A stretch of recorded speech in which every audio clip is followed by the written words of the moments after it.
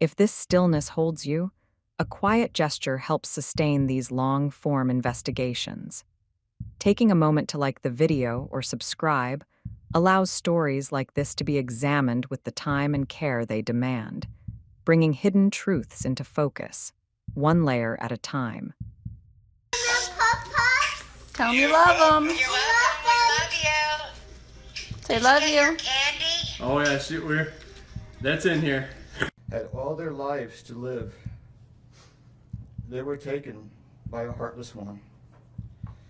This is the heartless one, the evil monster, who dare you take the lives of my daughters Shannon, Bella, Celeste, and Nico. I trusted you to take care of them, not kill them. And they also trusted you.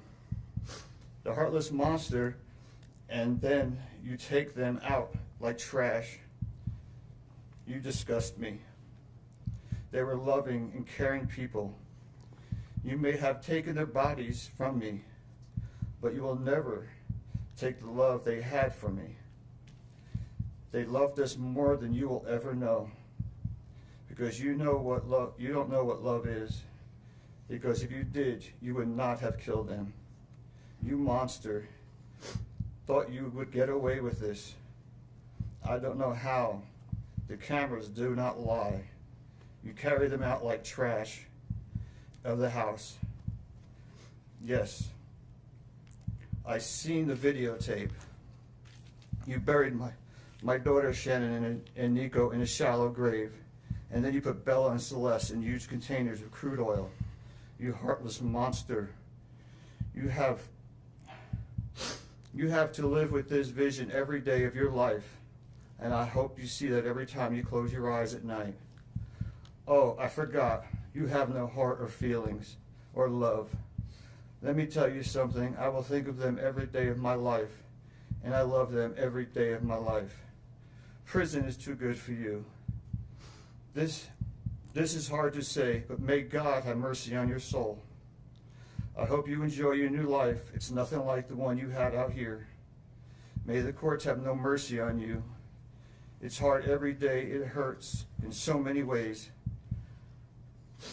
I have heard people say that you're not a monster. No, you are not. You're an evil monster. Thank you. Love you, Shannon, Bella, and Nico. Love you, Pop and Dad. And one other thing. And Shannon says she is super excited for justice today.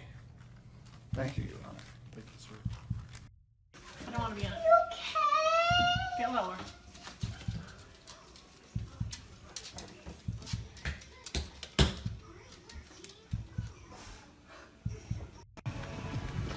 Hey guys, good morning, or I know for Colorado people it's good morning, good afternoon for everybody else. I wanted to come here live because today is the big day for the huge, our cocktail party is tonight where Product X is going to be released. We're super excited. We're heading to the pool right now, and then we have a massage today paid for by Lavelle. Today at 3:30. So Chris and I are super excited. So we're gonna get a massage after we lay by the pool for a little bit and maybe go to the beach again. And then we're going to go to the cocktail party. And we will be live there tonight. Position of trust with respect to the victim in violation of Colorado Revised Statutes 18-3-102, subsection 1, subsection F. Do you understand? Yes, sir. Count 5 alleges murder in the first degree, a Class 1 felony. It alleges that between and including August 12, 2018 and August 13, 2018, Christopher Lee Watts unlawfully, feloniously, and knowingly caused the death of Celeste Watts, a child who had not yet attained 12 years of age, and the defendant was in a position of trust with respect to the victim in violation of Colorado Revised Statutes 18-3-102, subsection 1, subsection F. Do you understand? Yes, sir. With regard to these first 5 counts, the minimum sentence that the court could impose if convicted is life imprisonment in the Colorado Department of Corrections, and the maximum death, the sentence is death. Do you understand? Yes, sir. Let me also point out that pursuant to Rule 32.1 of the Rules of Criminal Procedure, The past 3 months I barely slept because I've been going through a lot of different emotions because I did not see this coming. You went from being my brother, my sister's protector, one of the most loved people in my family, to someone I will spend the rest of my life trying to understand. What gave you the right to put your hands on a woman, let alone my best friend, my beloved sister, your daughters, and your son? Why weren't they enough for you? In the blink of an eye, you took away my whole world, the people that mattered to me the most. Everything in my life I loved, your children. They trusted you. They loved you. They looked up to you because you promised to keep them safe. Instead, you turned on your family. My blood is boiling as I write these last words because they are the last you will ever hear from me. I can't even think of the right words to describe the betrayal and the hate I feel. And to be honest, you aren't even worth the time and effort it takes to put my pen to this paper. There isn't a day that goes by that I don't cry for my family. They were my whole world. All I do is ask myself why. Why would you do this? You don't deserve to be called a man. What kind of person slaughters the people that love them the most? Did you really think you would get away with this? Did you really think that this was your best option, to throw away your family like they were garbage? They deserve better, and you know it. I hope you spend the rest of your life staring at the ceiling every night, being haunted by what you've done. None of us deserved this. Hearing my mother and father cry themselves to sleep in this hotel room causes me anguish that is beyond words. I can't describe how this feels, how badly my heart is breaking for my poor parents. We trusted you. You have taken away my family from this earth, but you can never take them from my heart. You took away my privilege of being an uncle to the most precious little girls I've ever known. I will never hear the words Uncle Frankie again, but you will never be called Dad again either. You'll never be able to put your hands on another woman, let alone my best friend, my beloved sister, and your son. I just can't comprehend how they weren't enough for you. Shanann, Bella, and Cece loved you more than anyone. You were their hero. How could you destroy the people who loved them the most? I pray that you never have a moment's peace or a good night's rest in the cage you'll spend every day of your life in. A cage you are privileged to live in because my family isn't evil like you. We begged the district attorney to spare your life because despite everything, we believe that no one has the right to take the life of another, even someone like you. I feel sorry for your family. I know the pain that they must feel knowing that they can't hug you, because that's how my mother, father, and I feel every time we cry for our family. Nothing hurts more than watching or hearing my family weep for their loved ones. I just wish that I could tell that you would tell the truth, but I know that that is asking for more than you are capable of. I stayed up all night writing this statement. I don't sleep because of you. My life will never be the same because of you, but at least my conscience is clear. I get to live free, but I can't say the same for you. I haven't slept in 2 days because I've been anxiously waiting for this moment, the moment I get to tell you how I feel, how this has affected my family and I. My family and I can finally grieve after today. If anything, we will come out of this stronger today than we were before, and we will continue to pray for your family. Sincerely, Frankie Rusick. Thank you. Thank you. I don't want them to really go in the ocean. I mean, Ready, set?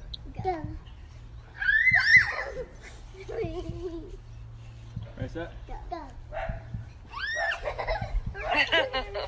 The pool opens in 2 weeks too. what's the degrees today? 85 last I checked. 120. Wow. No, Cece.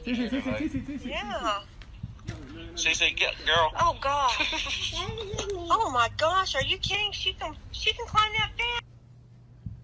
I wanted to say thank you for this moment. I want to take a moment to thank everyone who has prayed for our beloved family, who has sent gifts, cards to us from all over the world. I know God will put the evil people where they need to be. I also want to take the time to thank the town of Frederick, Greeley, FBI, the DA's office, the CBI, for exceptional work. We thank Nicole Atkinson, Shannon's neighbor Nathan, and his family. To me, they're our heroes. They really are. God bless. God makes no mistakes on who he puts in your life. Marriage is about love, trust, and friendship and unity. We marry for sickness and health, to death do us part. Our daughter Shannon loved you with all of her heart. Your children loved you to the moon and back. Shannon's family was her world. Shannon put a crown on your head. But unfortunately, the day that you took their life, God removed that crown. We loved you like a son. We trusted you. Your faithful wife trusted you. Your children adored you, and they also trusted you. Your daughter Bella Marie sang a song proudly. And I don't know if you got to see it, but it was, Daddy, you're my hero. I have no idea who gave you the right to take their lives.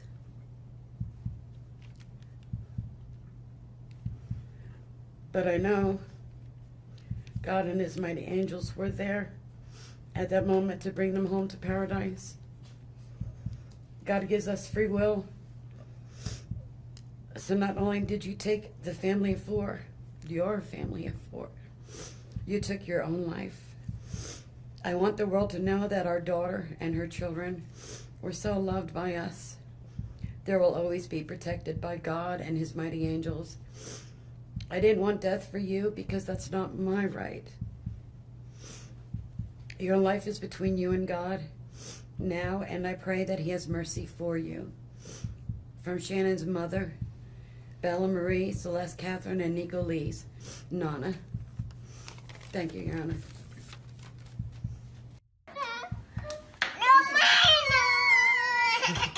Girls. Oh, CC Girls. Bella. Okay, you want chocolate? No chocolate? If you want chocolate, you just get this bowl. You want this one, bigger one? We're gonna go. I love you too.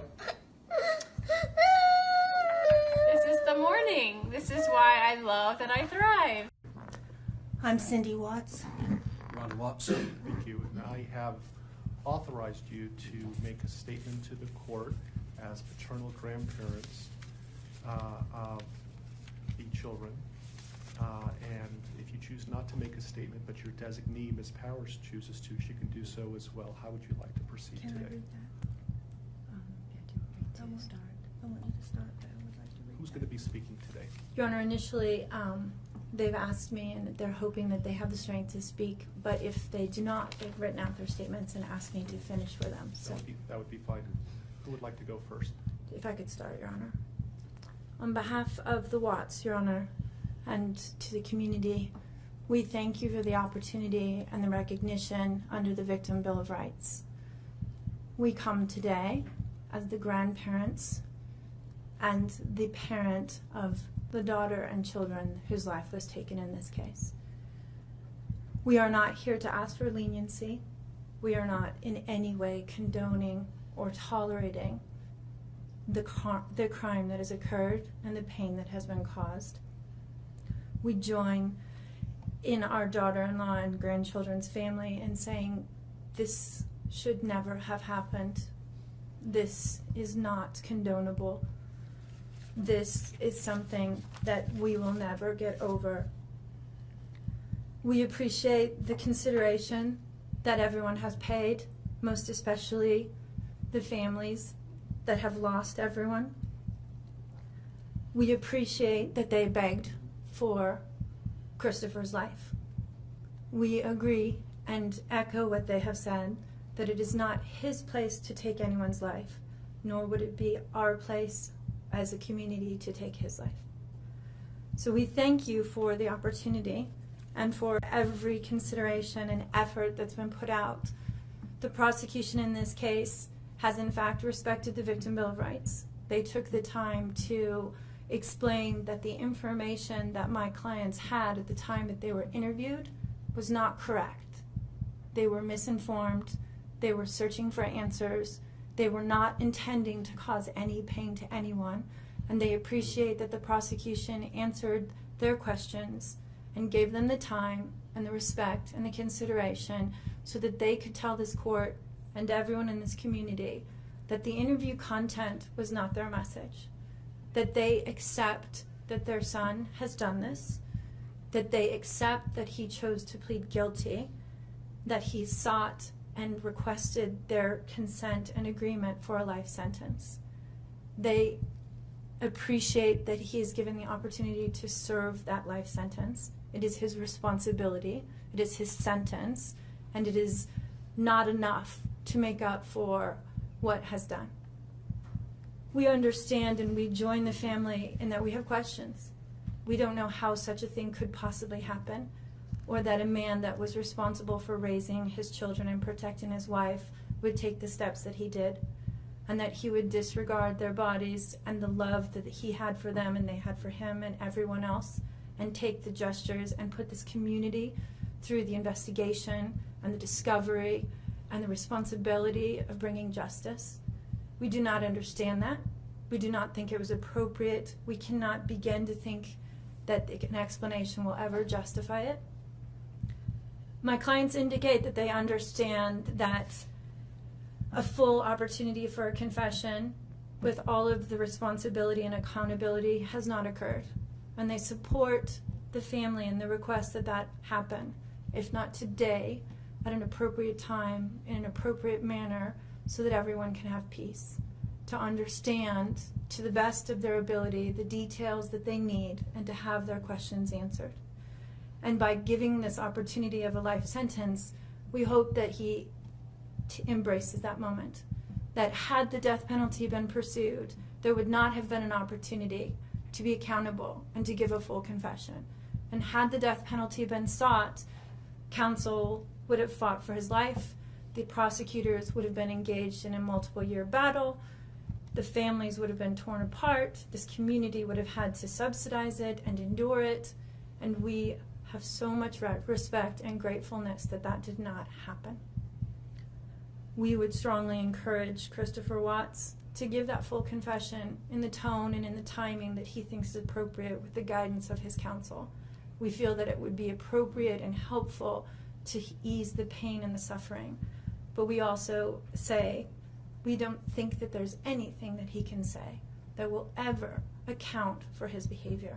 There's nothing that can be done to cure the harm he has caused.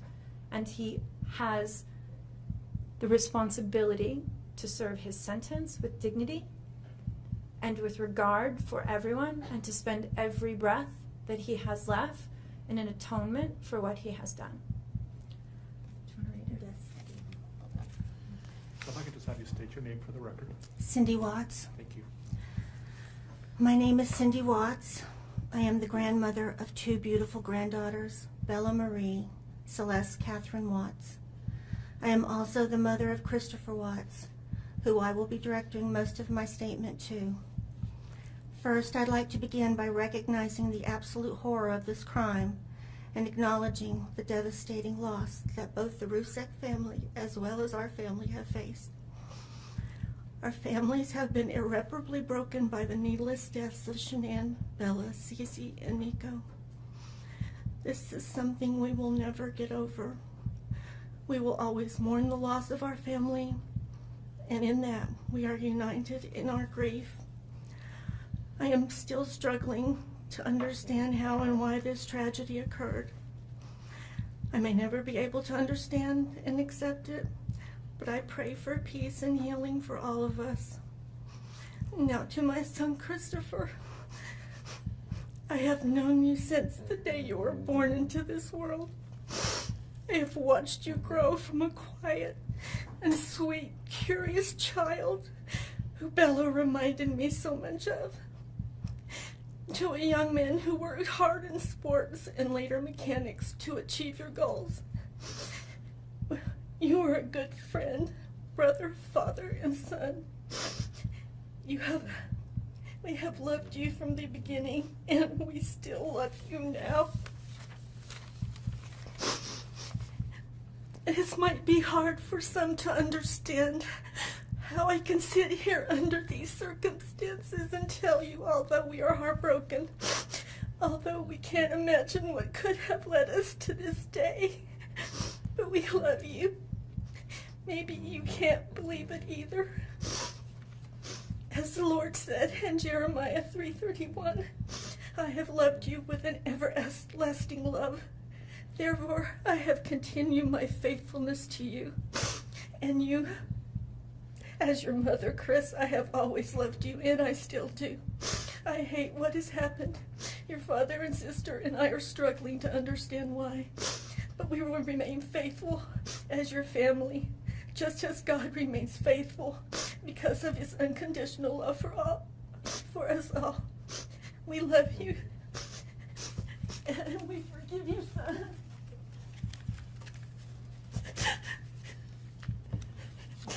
Thank you. Judge, if I could read Mr. Watts' statement. Yes. My name is Ronnie Watts, and I am the grandfather of Bella, Celeste, Nico Watts, and I am the father of Shannon. I am the father of Christopher Watts as well.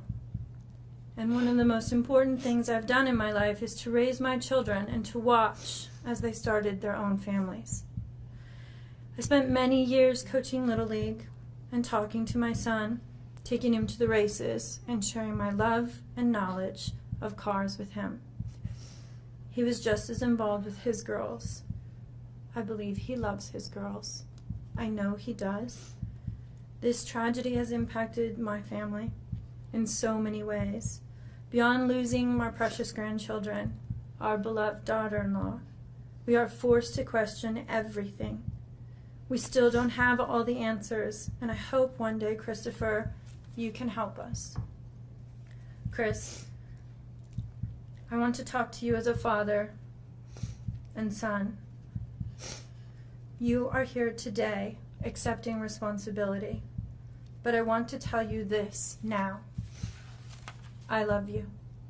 Nothing will ever change that. And I want you to find peace. And today is your first step. The Bible says if we confess our sins, God is faithful and just and will forgive us. Chris, I forgive you, and your sister forgives you, and we will never abandon you, and we love you. Dad. Judge, thank you for the opportunity to address the court. Presiding. Good morning, and welcome to be seated.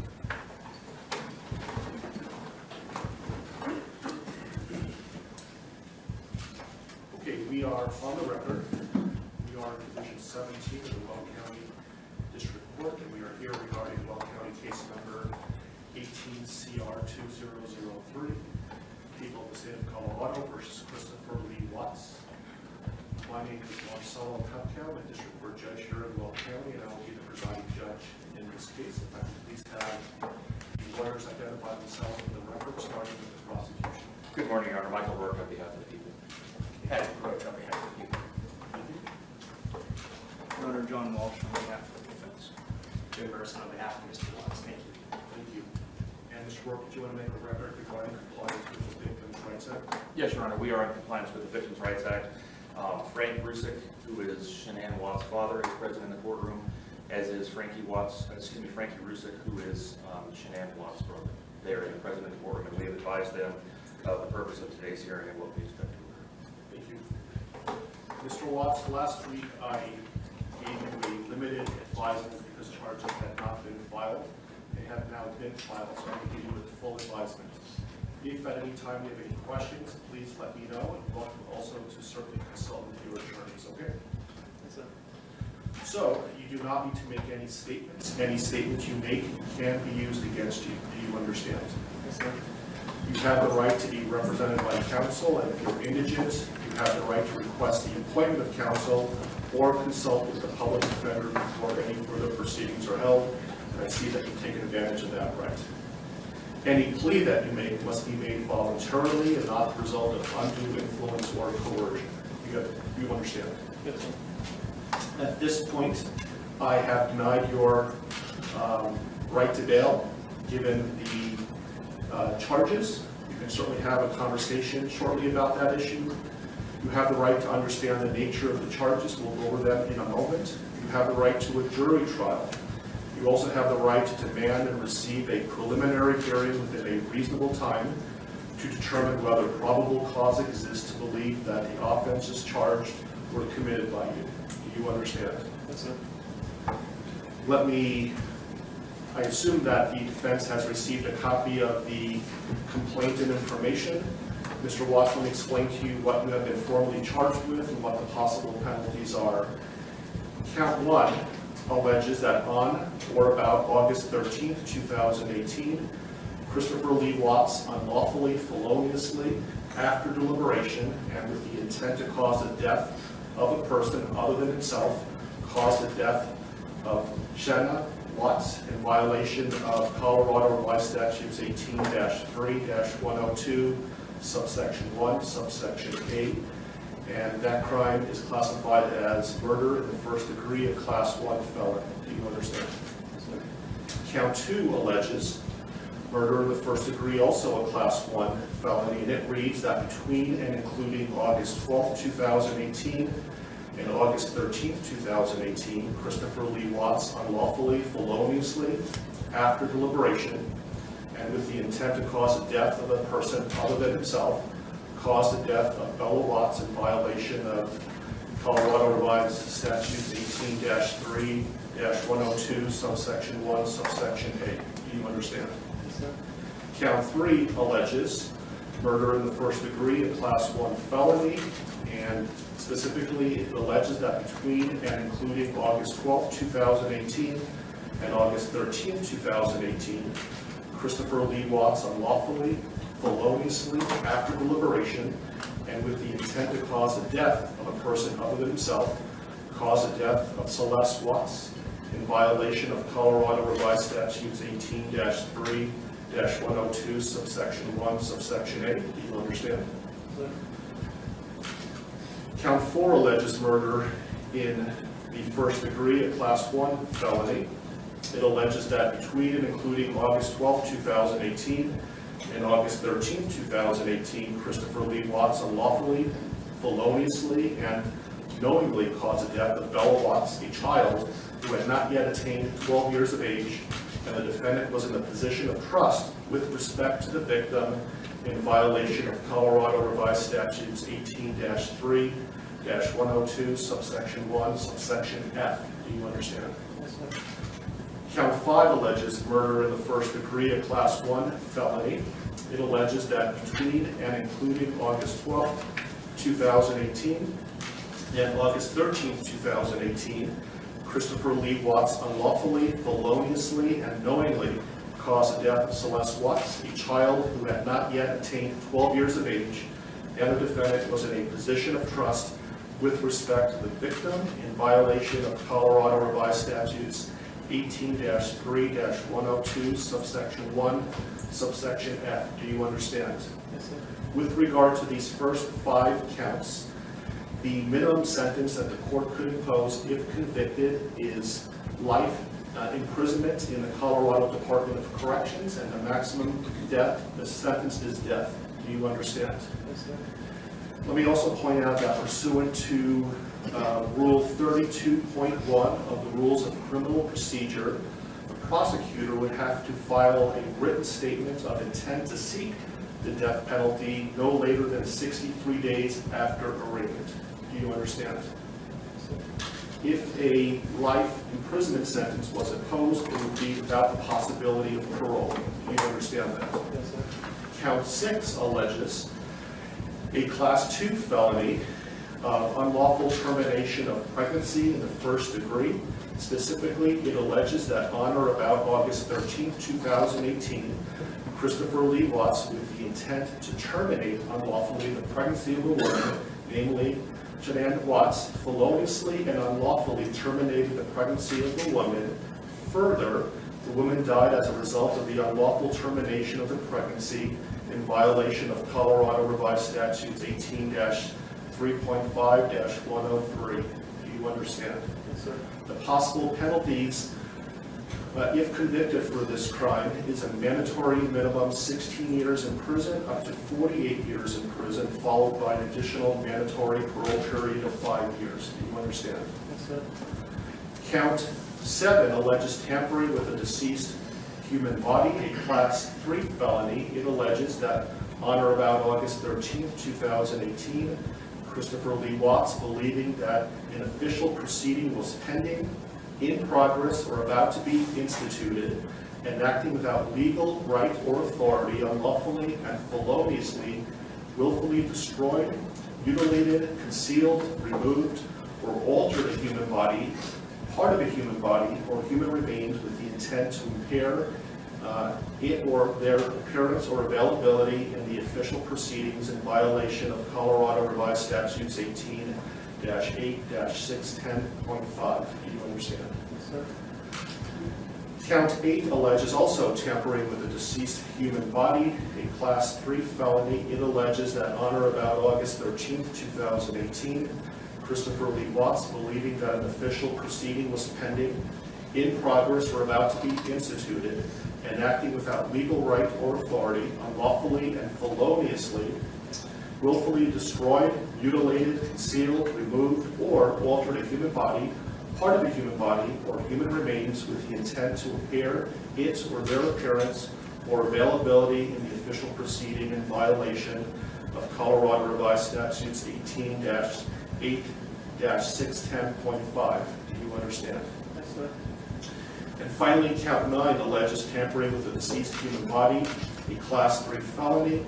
It alleges that on or about August 13, 2018, Christopher Lee Watts, believing that an official proceeding was pending, in progress, or about to be instituted, and acting without legal right or authority, unlawfully and feloniously, willfully destroyed, mutilated, concealed, removed, or altered a human body, part of a human body, or human remains with the intent to impair its or their appearance or availability in the official proceeding in violation of Colorado Revised Statutes 18-8-610.5.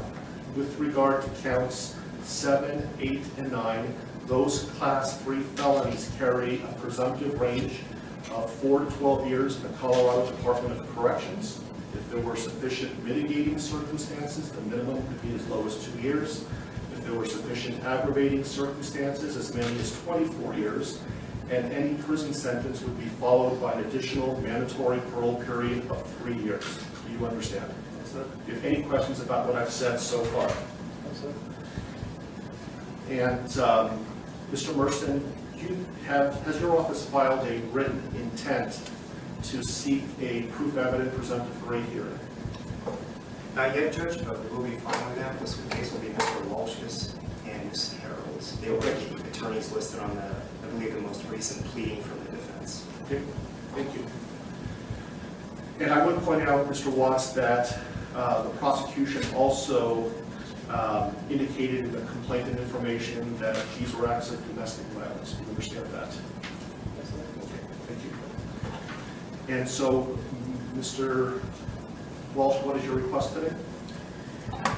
Your Honor, considering that we haven't received any discovery of the case, we're not in a good position at this point to advise the court about what kind of time we'll need. My suggestion to the court is that the court allow Mr. Watts to reserve the preliminary hearing in the case, reserve the proof evident hearing, and set the matter for a status conference about 60 days out. So just to be clear, he is waiving his right to have a preliminary hearing within 35 days. That is not seeking a proof evident presumption rate hearing prior to the setting of the status conference in about 60 days.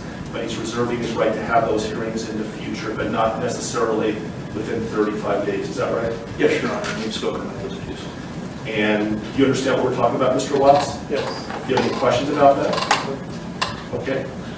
And Mr. Rourke, do you have any objection to that request? No, Your Honor. That seems like the proof way to proceed at this point. Okay. Let me give you a date that. How does so 60 days is about October 20th or so.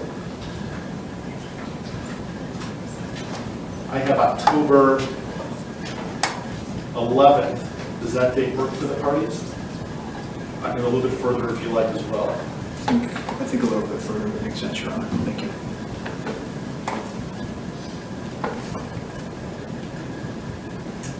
How about November 19th? While we're waiting for lawyers to look, let me make a record that the court's going to find that Mr. Watts is knowingly, intelligently, and voluntarily waiving his right to have a preliminary hearing within 35 days.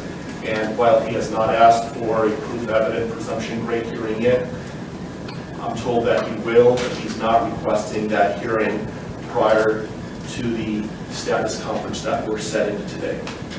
Agreed? Yes. That date works fine with the defense, Your Honor. Thank you. Your Honor, I spoke to the Rusiks, and that is fine with the people as well as the victim's family. How is late morning on November 19th? Anytime, Your Honor. Late morning is fine. Very good. How about 10:30? That'll work for the people.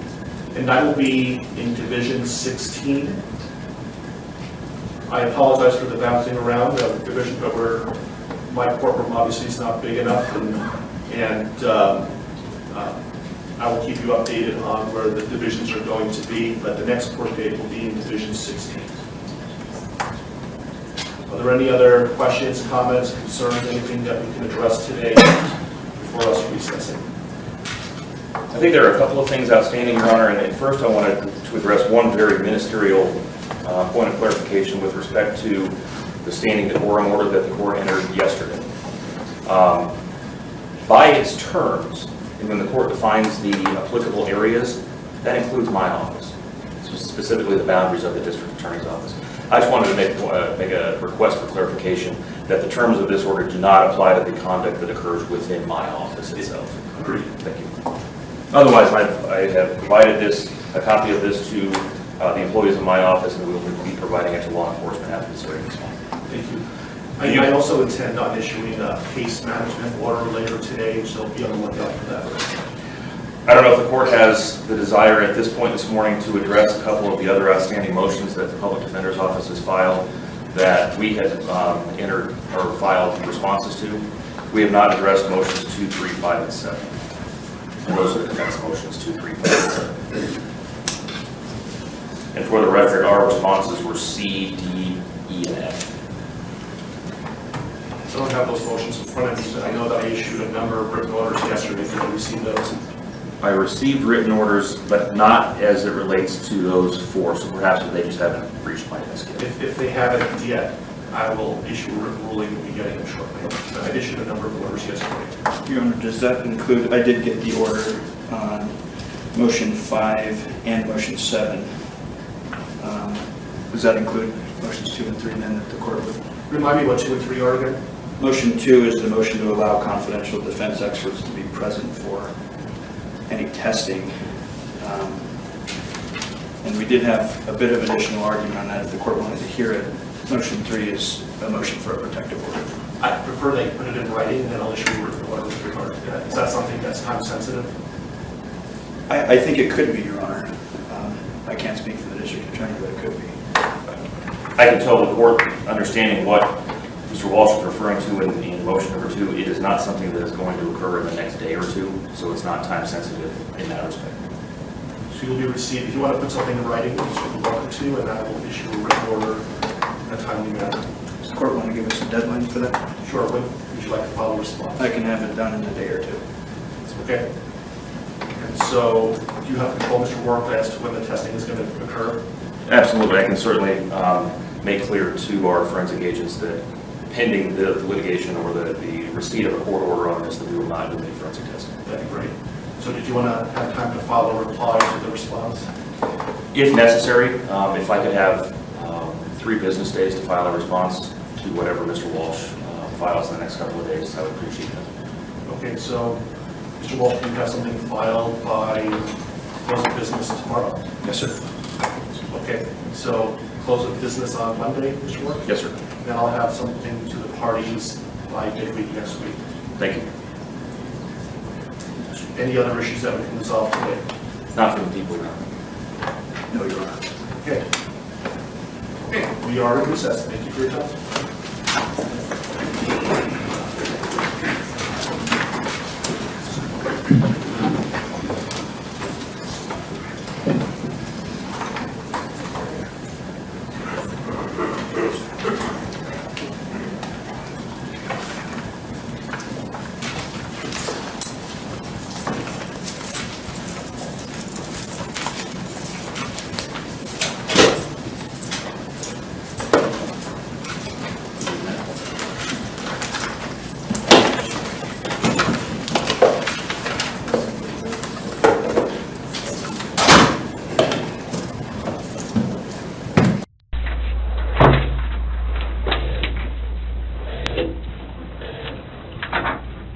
brought Graham in here because we want to talk to you about the results, okay? Okay.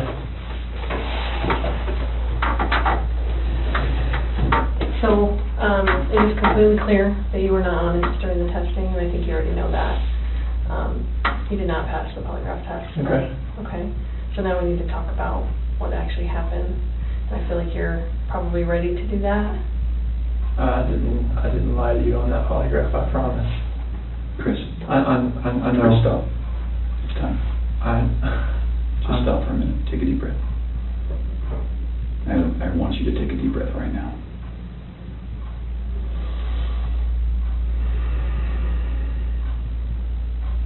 There's a reason you feel sick to your stomach.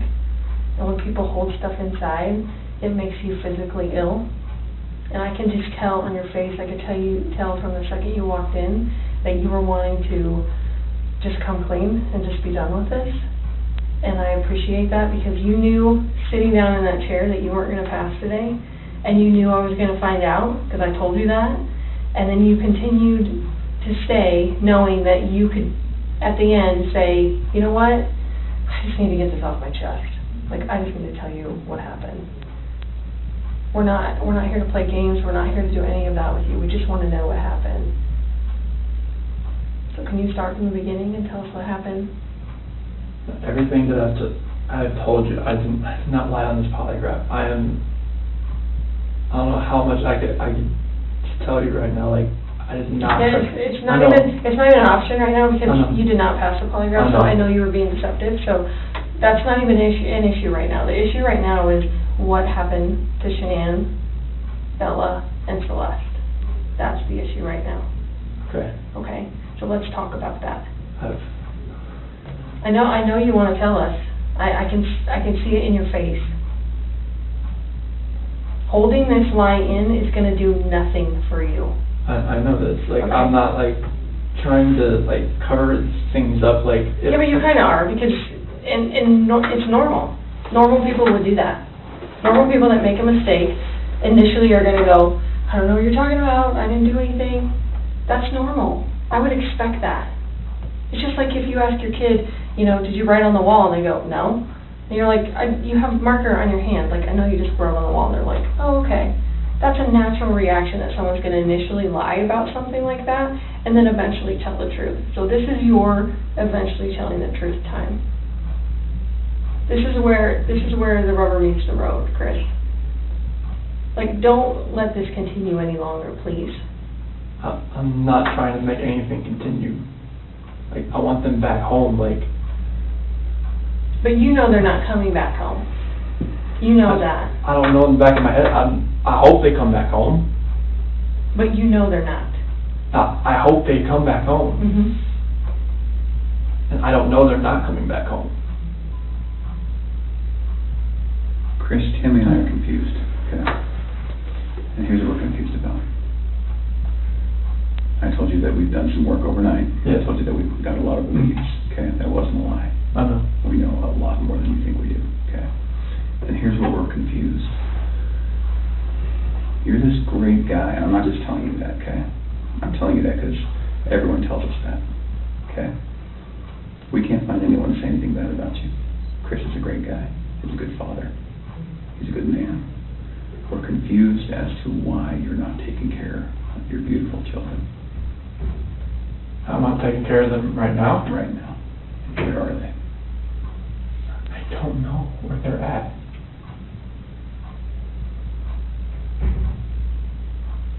Honestly, I do not know where they are at.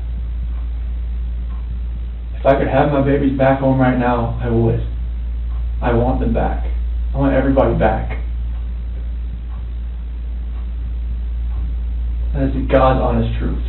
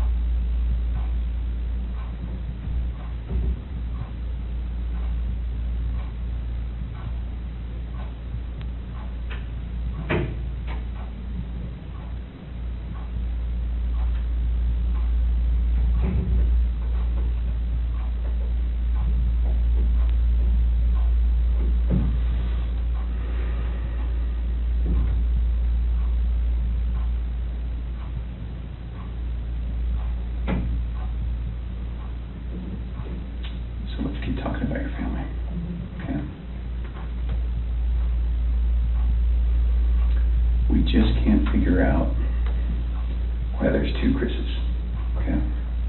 We talked about that last night. Yes. We just can't figure it out.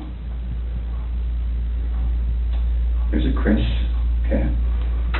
If somebody asked me my kid's child routine, I would say, I don't know, go ask their mom. That's the truth, right? And so it is very surprising to me, and it warms my heart that you're the type of dad who can pack a bag in the morning, and you know just what to put in there, and you know just what to put in there as a backup in case they have an accident, okay? You know what the clothes to put in there, you know what they have for breakfast, you know what they have for a snack, and a dinner, and a nighttime snack. You can tell me the book you read to your daughters, okay? I know you love them, and you're not faking that, are you? It's real, okay? There's a lot of guys who come in here and try to tell me that, and I know they're lying, okay? Because they can't answer those questions that you can answer, okay? But you aren't here today lying about something else. So we need to talk about that, okay? I cheated on her. I know. And this is very good. Keep I'm not proud of it. I don't think anything like that could happen. I don't think I'd ever do it, but I did. I know. Keep going. And she accused me of it. I denied it. I cheated on her, and I feel horrible for it. Like, she was pregnant, and it was, I don't want to, I didn't hurt her. I cheated on her. I hurt her emotionally. I cheated on her. And I feel absolutely horrible about this, but that's what I've been holding. When I didn't go to the Rocky game, I was with her. Okay. I went to dinner with her. Okay. Keep going. That 5 weeks I was alone, I was with her most of the time. Okay. You're doing a good job. This is the Chris that I knew would come out today. This is the Chris who tells the truth, because you're a truth teller. When I tell you I fell out of love, it's because I fell in love with her. Absolutely. Okay. I mean, that's God's honest truth. Okay. Who is her?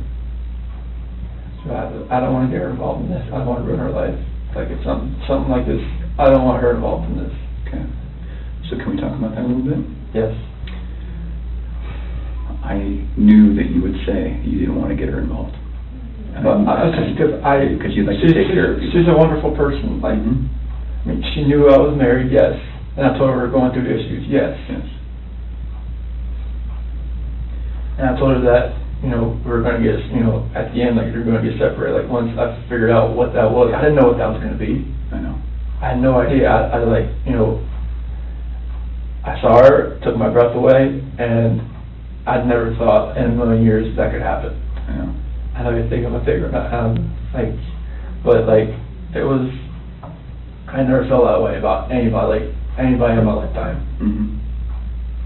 Chris, that's not your fault. No, I'm just.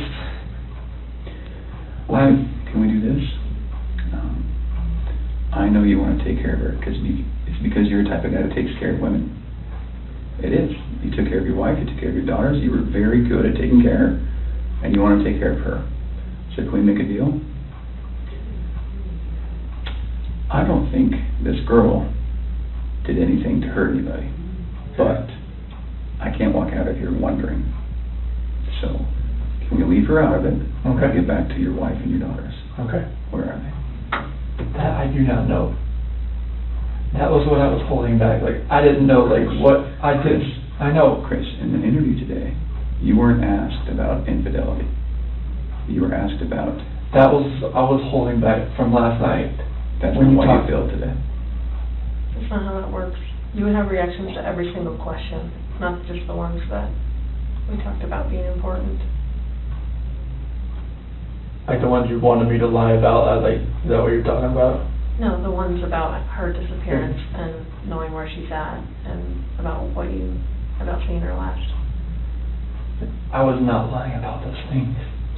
So can I tell you what I think? Yes. Okay.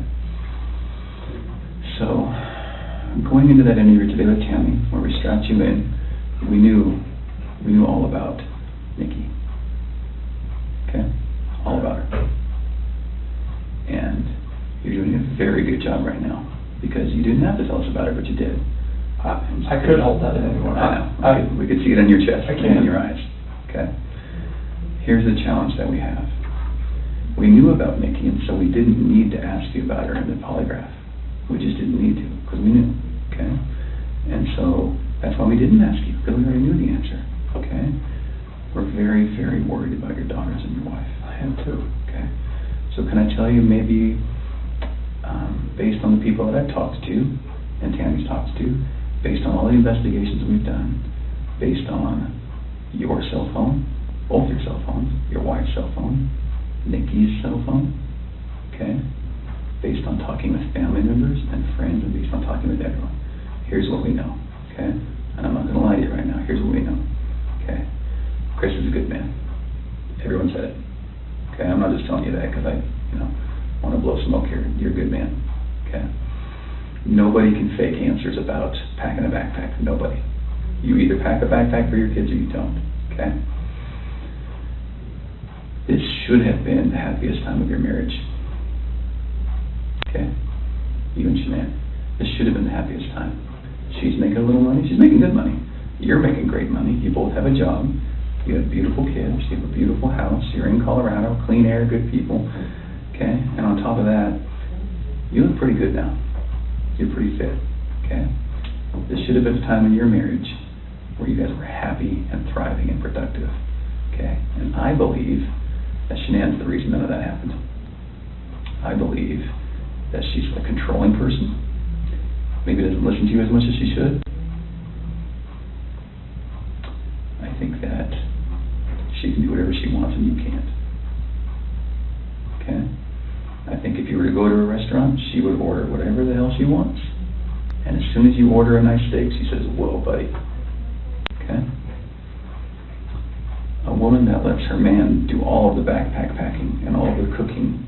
I'll do all the cooking, but she cooks I do some things here and there. Okay. That's because you're a good person, and I think that she started on the path to leave the marriage. Okay? It's ironic that we're talking about you and Nikki. I think that she was the one who started on that path first. What do you think about that? I wouldn't have thought about that. Okay. And the other thing I think is interesting is, even though she is that type of person that's controlling, doesn't listen, does what she wants, is walking away from her kids, here you are defending her. Because to your core, you want to take care of the people you love. Okay.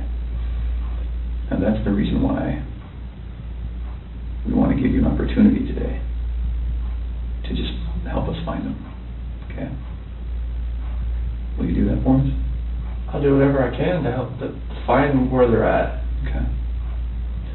So when she asked you, do you know where they are, or are you going to tell the truth about where they are, you failed miserably. Okay. Why?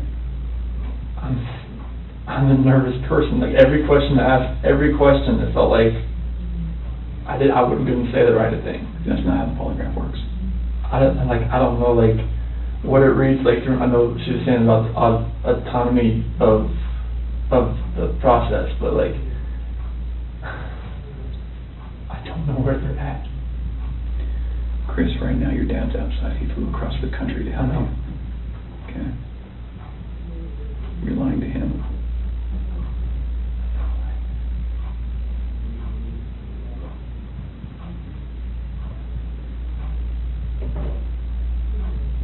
You lied to everyone you talked to. And they all bought it. Will you please help us find your babies? I want to find them. I've told you over and over, I want to find everyone.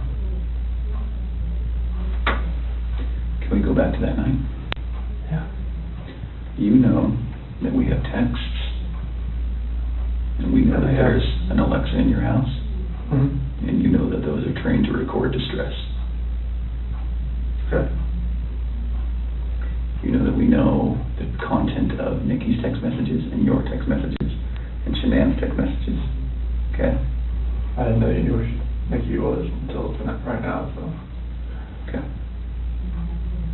Tell us about that night again, and please tell the truth this time. I told you the truth. I promise I've told you the truth. Like, I woke up at 4 o'clock. I woke up at 4 o'clock. Got dressed, got ready. 4:15, me and she didn't talk. About the house, about separation. Did you guys talk about Nikki? She accused me of like, alright, well, you know, is there somebody else? Sure. I didn't say it. You denied it? Yeah. Okay. Because she brought up like, you know, like, well, was there a $68 charge on dinner the other night? Okay. Was there 2 of you? And that was with 2 of you, wasn't it? Yes. Okay. That's Nikki. Okay, so it sounds like at that time there was maybe you weren't quite ready to just say, man, this isn't everything. I couldn't say it. Okay. We were already crying hard enough. I couldn't say that. Okay. What did you say? I just told her like, this separation has to go. I want separation. Okay. Was it her idea to sell the house or yours? She initiated the realtor the week before in an email. Why? Because we were talking about the marital issues. She's like, well, you can't afford to live on her own. Well, she can't afford to live on her own, and I can't afford to live on my own. So she was like, we need to just contact Ann and see. And who'd you contact? Well, she contacted Ann, our realtor. Ann? Yeah. Okay. Would Ann say the same thing, that your wife initiated the contact? Yeah. Okay. She would. And then on Monday, I texted her to see if what she could do. Okay. And that's in there too. You probably already knew that. Tell me about the pregnancy. Was that your idea or hers? She said she was about 80-20. Well, I only did the pros and cons of it. Like after she got pregnant, she told everybody that it was mainly my idea. Is that true? Yeah, I mean, I wanted a boy. Did you want to get pregnant? Hmm? Okay. And then after the fact, she said it was mainly me that wanted it, and she was about, you know, she was 70-30 against it at that point. Like, she would tell her friends that. Yeah. And I was just like, what, 70-30 against it? Like, why? Okay.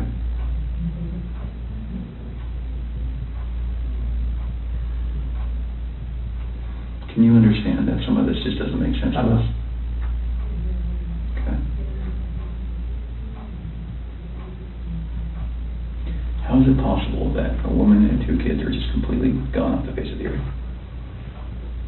I promise you, I have nothing on my hands I did nothing to those kids or her to make them vanish. So tell me what happened then. I believe you that you did nothing on your hands. What happened?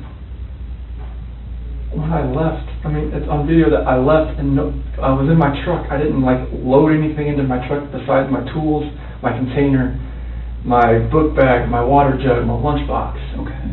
But then what happened? I drove out of the driveway. No, before you drove out of the driveway. What happened with your wife and your kids? I didn't do anything like that. They were still in the house. Where are they? Where did they go? I don't know, sir. I really don't know. Your wife's not the type of person to vanish. I know she's not. She had 10 things on her schedule that meant she was going to be there the next day, that day, the day after that, with friends, with a doctor. Okay? She didn't leave because she wanted to. Okay. So what happened? I didn't do anything to her or the kids. Was it an accident? I didn't do anything. Was it an accident? There was no accident. I don't know if there was an accident in the house. I wasn't there for it. It's a big deal if it's an accident, because we can work with that, Chris. No. And I think that's maybe what happened. I did not cause an accident. I didn't do anything to my wife and kids. Was it a misunderstanding? There's no misunderstanding. Like, we had that talk. There was a misunderstanding where I didn't tell her about the affair. Okay. I didn't. That was the misunderstanding. Like, miscommunication, yeah, misunderstanding. Yeah. Good. But I probably should have told her right then, honestly. I mean, everything was out on the table anyways. Right. I should have just told her right then. But I didn't, because I just couldn't bring myself to do it. What was your plan? What were you gonna do? I mean, how is the separation gonna work? Like, once we got separated, I would get my own place, and then 50-50 split with the kids, that's what I was hoping. And what about Nikki? Take it slow and just see if anything develops, like when I'm, at my own place. Okay.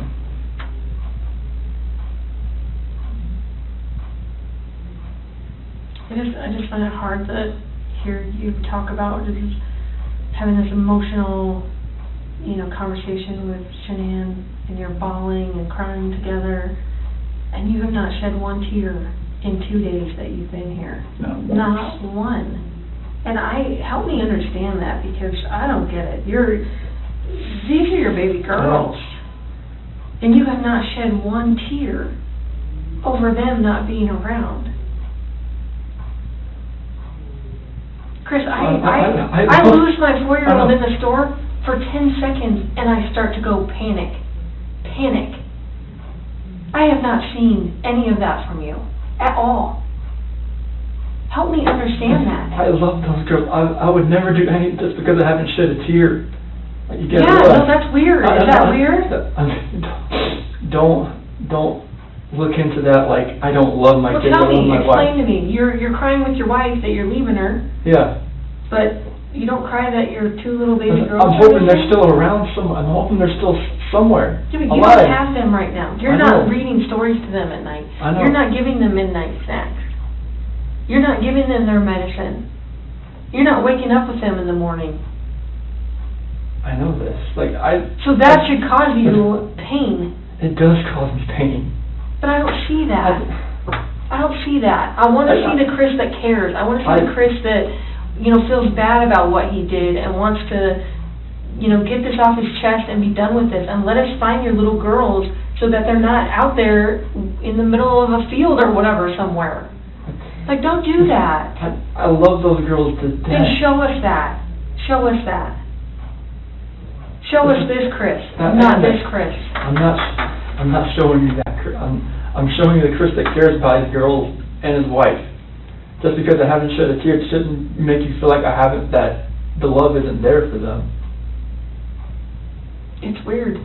It doesn't make sense to me. I understand that. You have to. I totally see where you're coming from. Trust me, there's nothing. Just because Chris, people can be pushed to the point where they do something that they regret.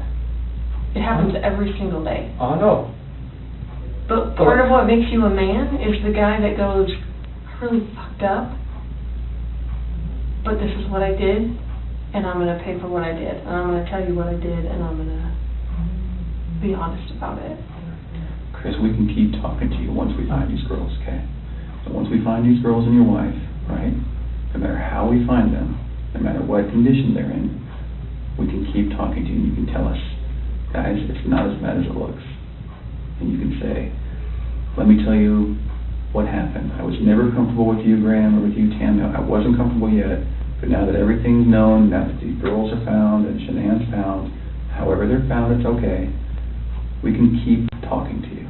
Okay? Chris, did Shanann do something to them? No, I don't know. I'm serious. I have no clue. No, you would have known, because they didn't leave the house. Did Shanann do something to them, and then did you feel like you had to do something to Shanann? No, they were at the house when I left. They were there. They weren't there. They didn't leave. They vanished. They were there. The only way they could have left is in your truck. There's no way, because I didn't just throw them in my truck. You know your truck has GPS, yes, right? Yes. Because you told your boss, yes. Hey, I'm going through separation, or maybe staying yes. at a friend's house, whatever. You know that thing pings every 10 seconds? Yep. So we will know exactly where you went. And your company's giving that to us. I know. Okay. Are we not asking the right questions, Chris? No, you're asking all the questions. What are we not asking you right? What are we doing wrong? You're not doing anything wrong.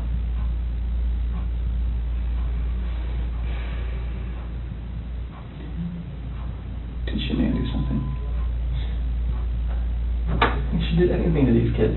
We both love them with all our hearts. There's no way. It could have been an accident.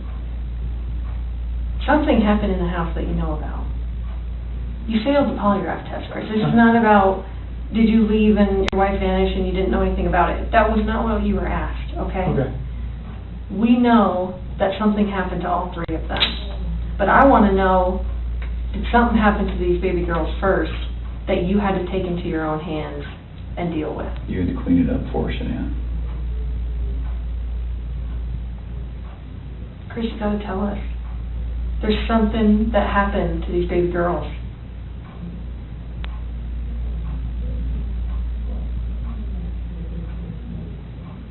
Look at them. I know. Before you came in, I was just watching videos. We have no doubt you love these girls with all of your heart. I have no doubt. But we make mistakes. And that's okay. It's what we do with those mistakes that make us who we are. Chris, it seems like you're thinking about it right now. What are you thinking about? She couldn't have.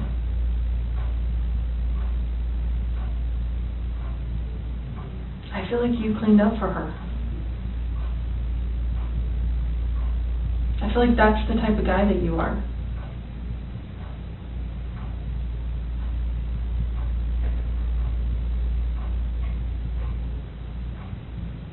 Which one of these has the breathing thing?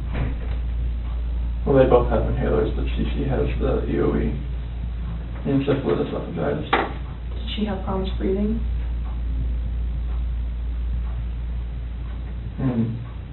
Only like with her allergies and whatnot, like if she had anything next, but she's home with the endoscopies and everything and the surgeries I told you about. Do you think she had trouble breathing that night? And Shanann freaked out? And didn't want to live without her baby girl? I don't think so. Did you hear about the homicide that happened in Aurora, where the guy beat that family to death with a ball-peen hammer? The only person that survived was a 3-year-old sibling. And that sibling grew up to be a total mess. No family, no mom and dad, no brother or sister, just her by herself. She says, I wish I would have died with them. And there are times that people freak out. I've seen it. I mean, I've been in law enforcement for almost 20 years. I've seen it. Parents freak out and they're like, oh my God, like, I can't have my baby girls live without each other. They're best friends. They're like twins. They're, you know, they wake each other up in the morning. And I understand that. We had a mom in Castle Rock that suffocated both her baby girls. She's like, my husband was going to take them, and she's like, I just couldn't handle. I thought I was doing right by them. I thought I was saving them pain. And I get it. Why? How's she saving the pain? She didn't want them to have to live without their mom.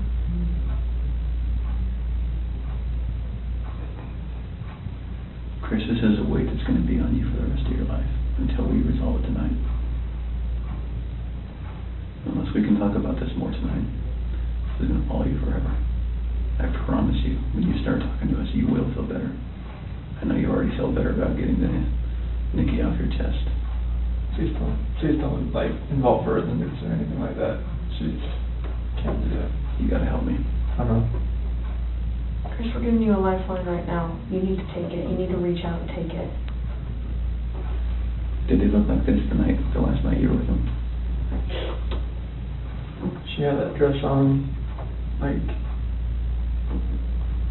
on the 8th or 9th. It wasn't in this, but she had that dress on. Cause I remember I had 2 buttons on the back. I'd take them off so I could get her pajamas on that night. Did you guys make sure they were warm when they left the house? make sure they were warm. They're always warm. They always have, when they're in their beds, they're always warm. Were you guys taking care of them at the very end? They're always taken care of. They never miss a meal.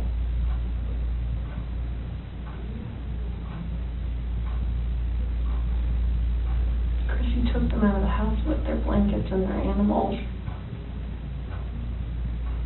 Like, that's because you cared.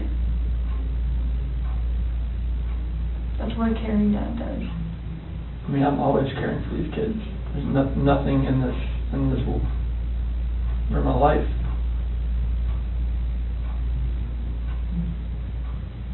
I believe that.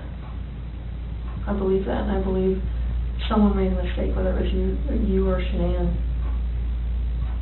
And you either cleaned up after Shanann or you made the mistake, and I mean, I want to believe that maybe Shanann did it and you felt compelled to fix this so Shanann didn't look bad.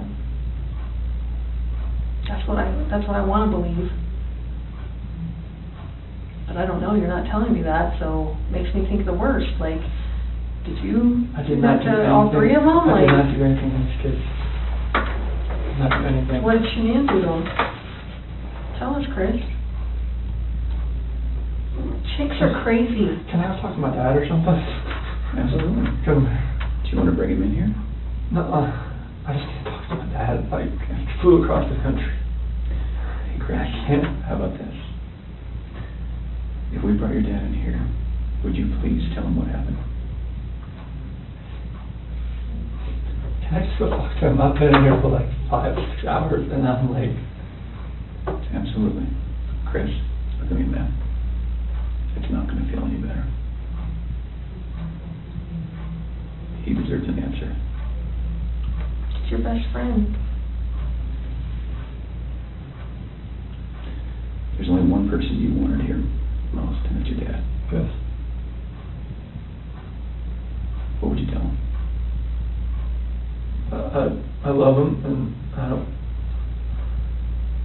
I just want him to be by my side. Okay. He knows more than we do that you're a good man. And he knows as much as you want to protect your wife, Shana. I think he would tell you to do the right thing. Before we get him... Can I go out there and talk to him? Well, I don't know that you want to do it out there, because there's a lot of people going through the halls. Should we bring him in here? We'll step out. Okay? Can you need a few minutes with him? Okay. Can we just ask a couple more questions?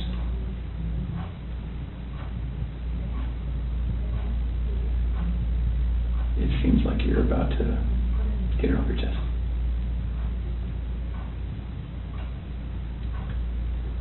Is there any way that you can help us understand more about Shanann and why maybe something happened, so that we don't get a bad picture about her? And what I mean is, what happened that night with her? As far as like after I talked to her? With the girls. Like when we were having that conversation in bed there? Mm-hmm. Like when I talked to her about the separation and the house, and she asked me about the affair, and Okay. and that's how that conversation went. Okay. She was distraught. She had like mascara on down her face, all that. I mean, it was emotional. Well, how about this? If we bring in your dad, will you promise me that you'll talk to him? I'll talk to him. Okay. Will you promise me that you'll tell him everything? Would it be easier if you told him and he told us? I don't know. Okay. I don't know if that's going to be easier or not. I tend to think it's not. I think you're the type of guy that needs to take responsibility, because you always have taken responsibility. You've always made the right choice. So, I guess I'm just worried that if we bring your dad in here that could distract you. What do you think? Distract me from, like, talking to you? Yeah.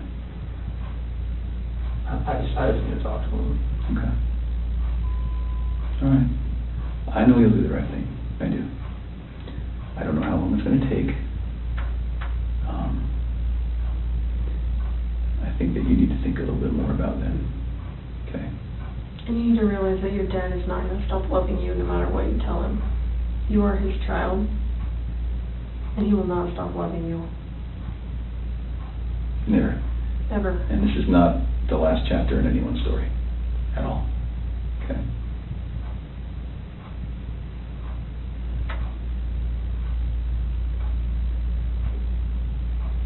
He's been here the whole time. You know, he didn't want to leave you. Have you ever seen, sometimes when an animal's owner dies, they stick around forever? I think that's your dad.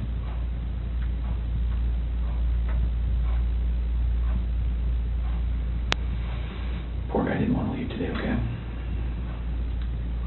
So, keep that in mind. He wants to hear it all.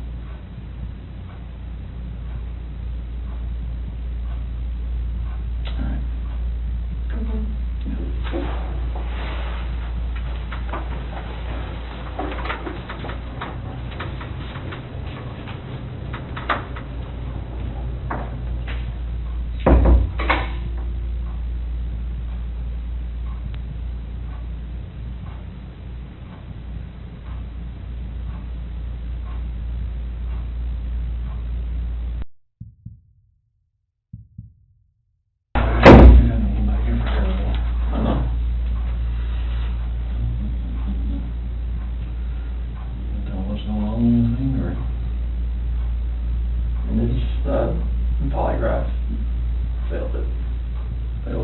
Yeah, because there's too much emotions.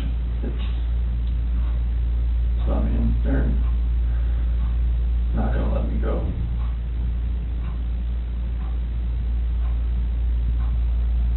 Is there any reason why they shouldn't? What did you know? They know I had an affair. And they know. I can't complain about that.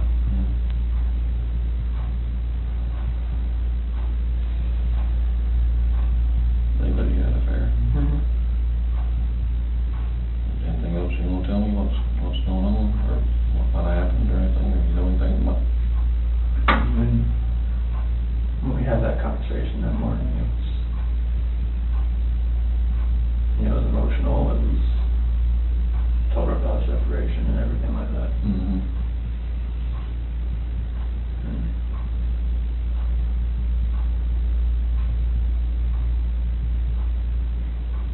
What happened after that? I mean, I went downstairs and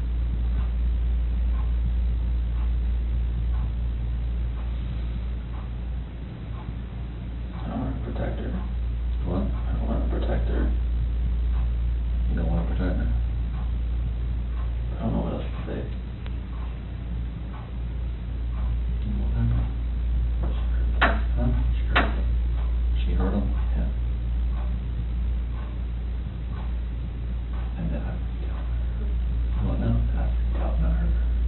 You hurt her? Did they leave after that, or what happened? So she started hurting the kids. Paper.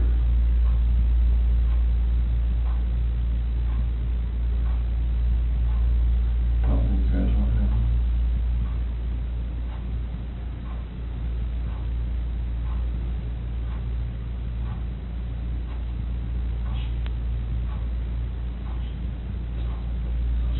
What? She smelled it. Or choking. No. I didn't hear anything. When I was downstairs, I came back up and they were gone.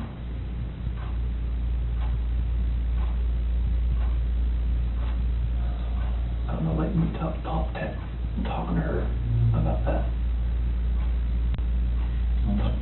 Talking to her about separation and everything, about, And she lost it. I don't know, like, what else to say, like,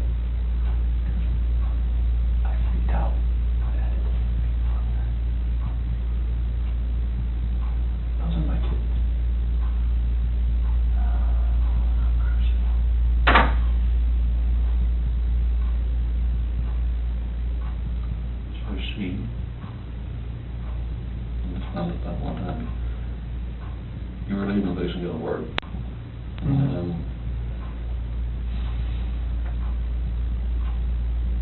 She freaked out over the separation and everything.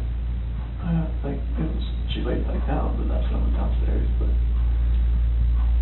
I heard like a little commotion upstairs, but I didn't think anything of it. And then you went back upstairs and she was...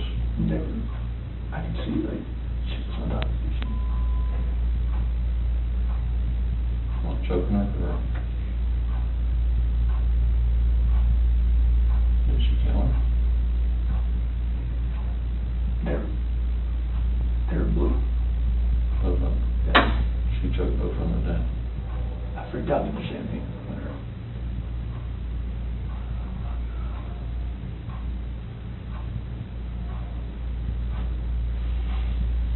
How was it? How was it though?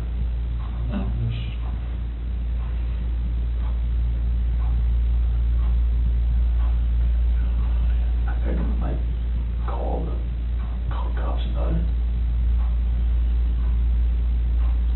So when you do all the bodies off or something? I mean, I didn't know what else to do. I freaked out. I didn't know nothing else to do. I didn't know what to do. So she killed both CC and Bell, choked them to death.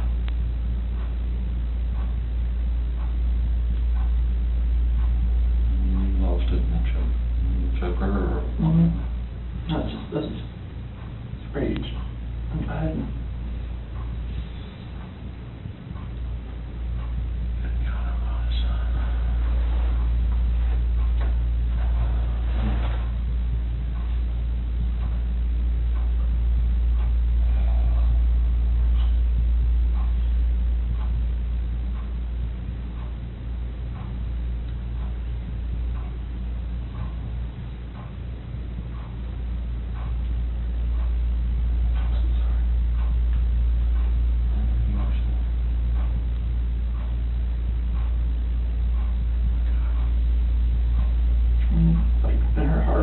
She knew about the affair. She just was waiting for me to say something and for me to deny it again. I think she just lost it.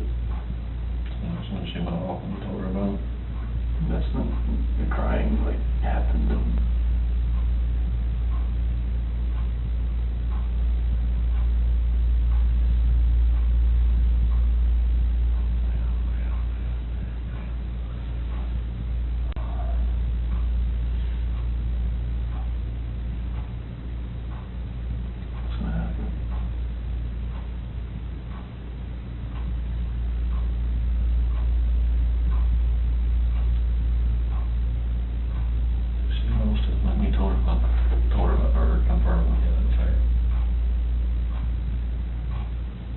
I didn't tell her how long, she just knew. She just knew. I could deny all I want, she just knew.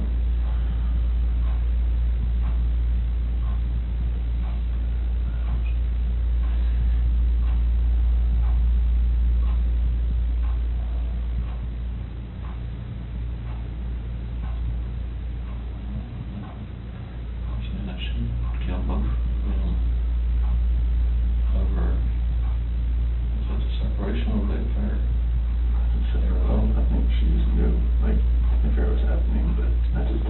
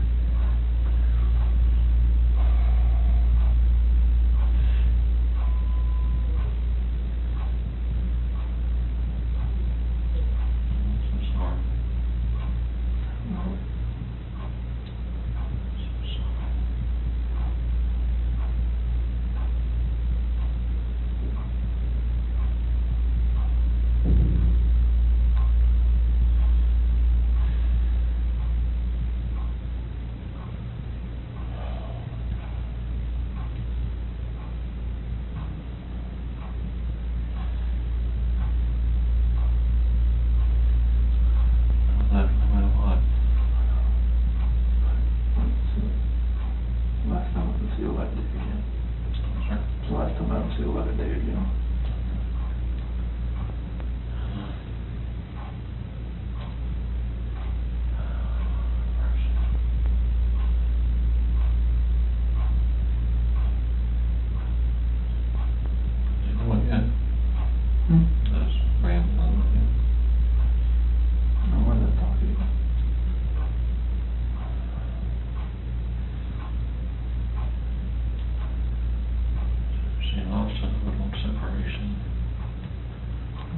Knowing the affair was going on, but we just profusely denying it.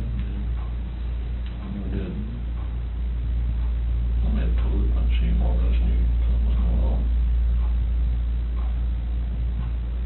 She actually killed both her children.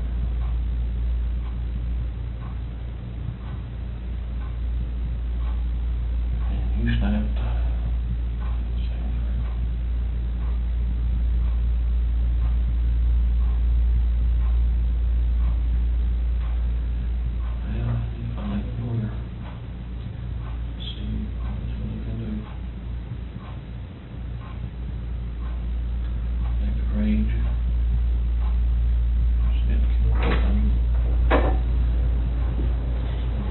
What's that? You okay? You sure?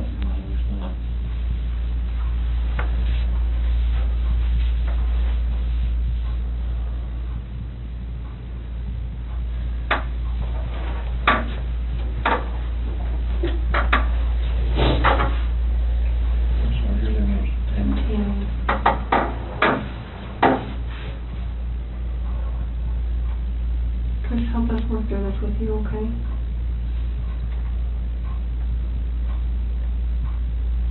Will you tell us what you told your dad?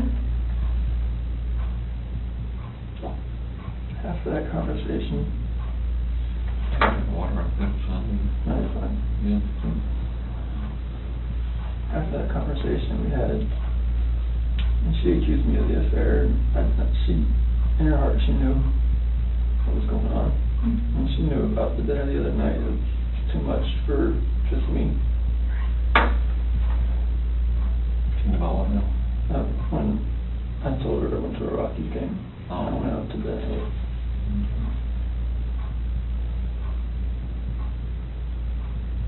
I went downstairs.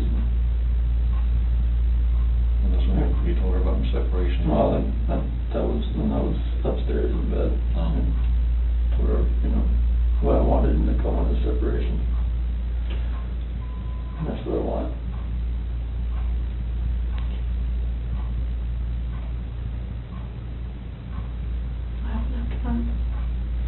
I went downstairs and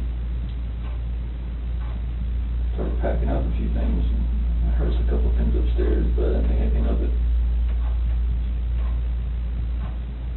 I continued this, own thing and get ready to get everything packed up.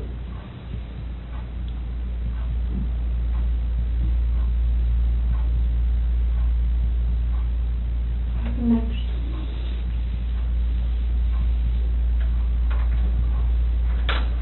I went upstairs and I was going to talk to her again. And I saw on the monitor, Bella's covers were like pulled off and she was just laying there. And she was just hot.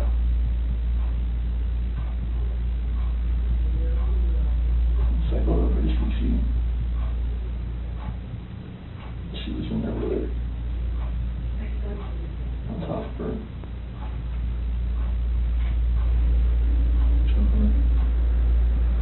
Freaked out.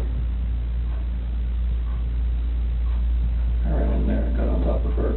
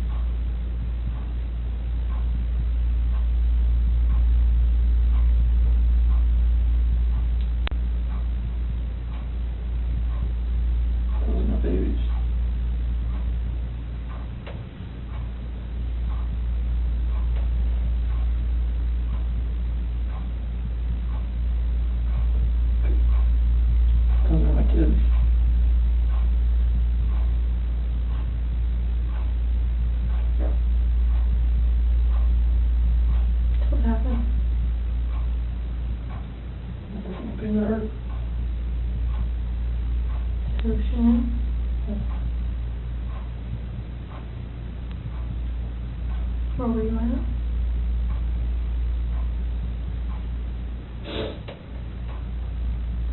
Right there.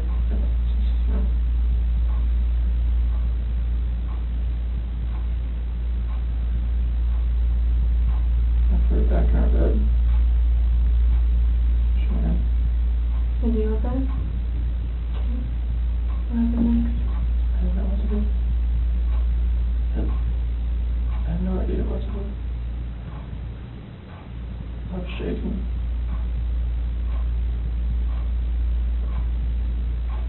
Like both my kids are blue and they're gone.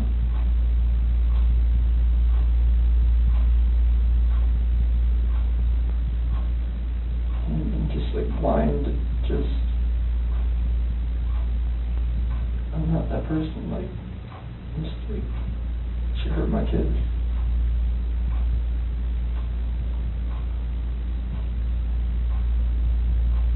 Like I had to do the same thing to her.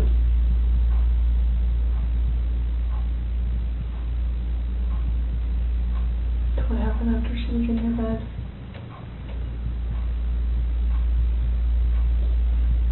And there, I didn't know what to do. She's back and covered her up.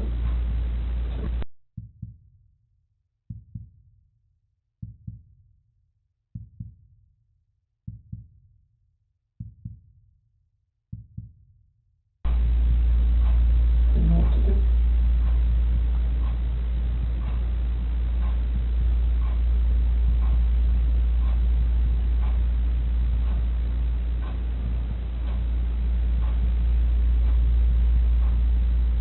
Where are they now?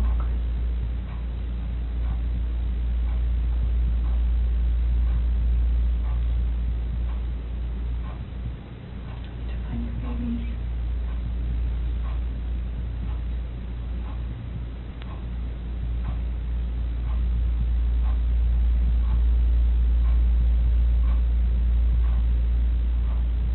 Did the hard part.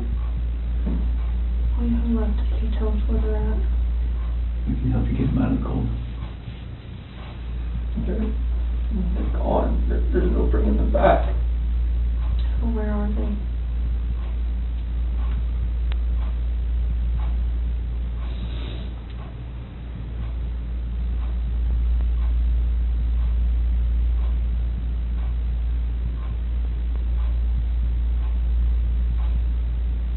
At that first location I went to that day.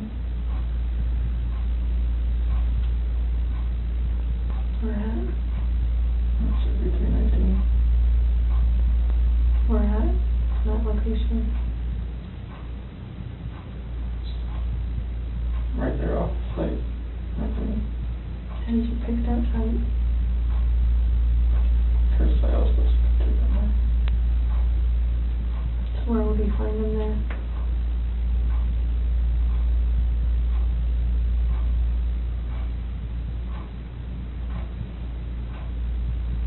I didn't know what to do. I know. I didn't know what to fucking do. Like none of this made sense. Why would she hurt my fucking girls?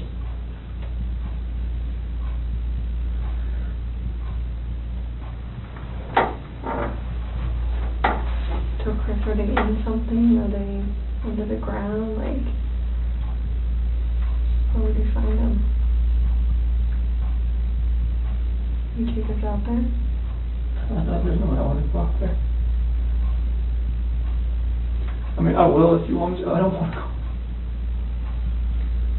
What if you and me and your dad just drove by and you could just say, right there, we could help you just get him out of the cold, you know, take care of him for the last time.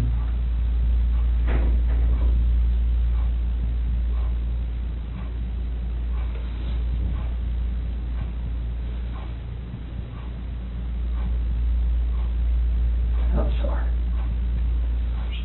I know you are. I know you are. I know you came in today to do the right thing. You didn't have to come in. You came in all on your own.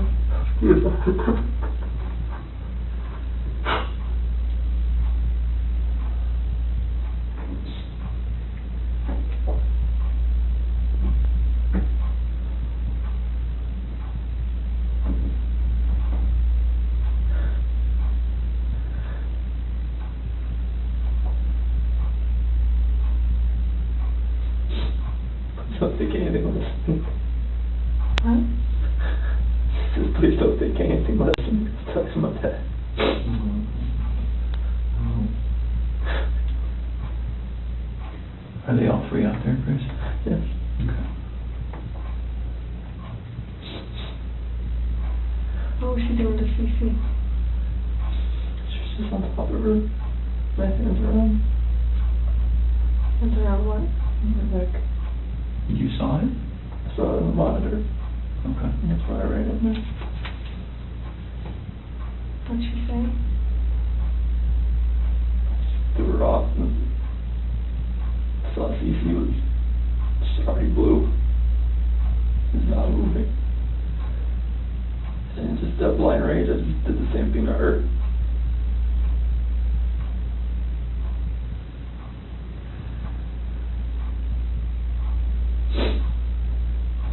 Did you ever go into Bella's room?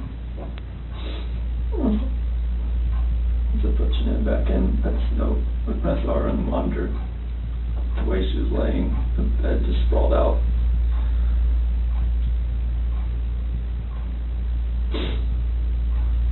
Is that when you packed up their special stuff? So where'd you put them? Get them out there. In the truck. Which part? Driver's side rear. In the passenger compartment? Driver's side rear. Right behind my seat.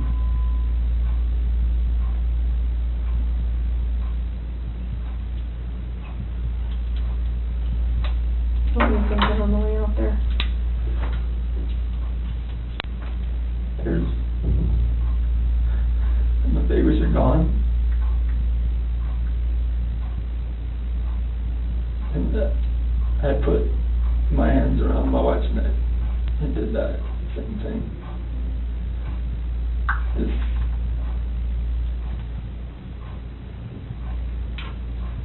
Did Shanann fight back at all when you did that? The rage that I had after seeing that, like, not much.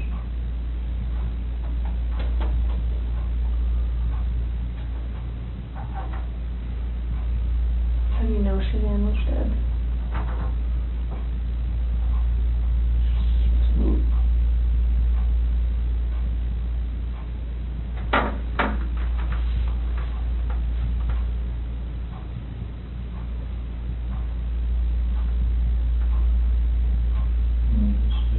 We looked on her Facebook page, like 2 days ago. They had this like 4 or 5 foot long baby doll. She had it laying on the couch with a sheet over it. Shanann did? Yeah. Before any of this happened. Yeah. That's a good point. So I'm thinking it's not a plan. I don't know. That's a very good point. If I can't see it now, I'm blocked on there. If you look on their Facebook page. What did it say, or what was the And caption? it said, what do you say to this? Something similar to that. And a tall baby doll about that tall was laying on one of our couches and had a sheet over it, across the head, all the way up, you can see his feet hanging out. Saying like Bella had done that. The kid won't do that. Do you remember that, Chris? What do you think? Just make fun of it. Thought it was funny. Did Bella do it? I don't know. I don't remember. I don't think so. But I don't guess enough, I don't think she would do something like that. I've seen them have their dolls and stuff out on the floor and just covering up waist and stuff, and something like that, but then covering their head and everything else like it's Like it was what? like a body laying there or something.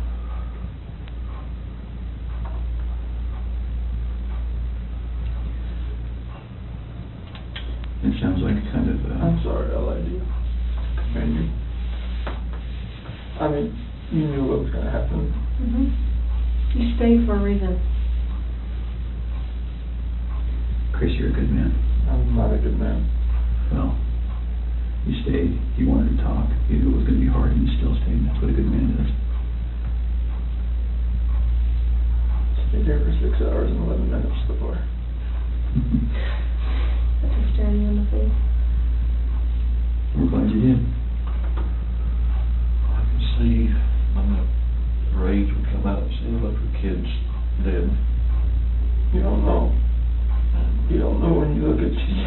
how I see him move.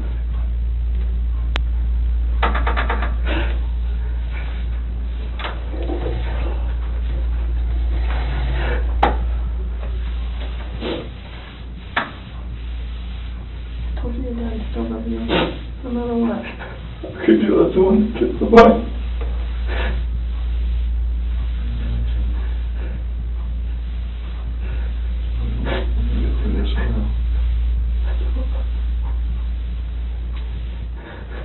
Hey, Chris. Nothing will ever be the same again.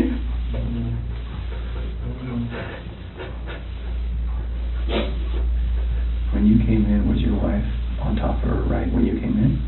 So you saw it in person? I saw the monitor, that's why I rushed in. So I went in there to talk to her again. And when you came in, she was right there on top of She you? was right there. Okay. Her hands on her throat. She didn't know what to do.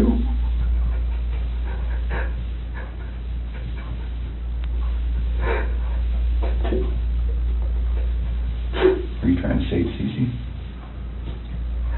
Already blew in the face. She wasn't moving. Her head sprang over my left like that.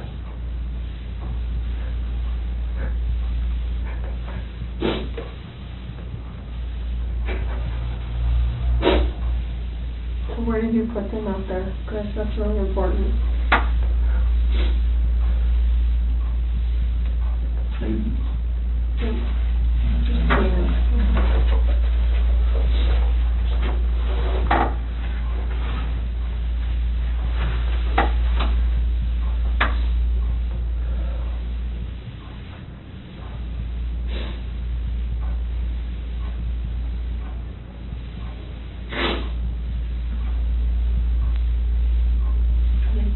Something, or like under something, in something. I didn't know what else to do. I know, so tell me what you did. I know. I didn't know what else to do. I was so scared. I know. It's like, my wife just did this, and I just did that. What do I do? Right.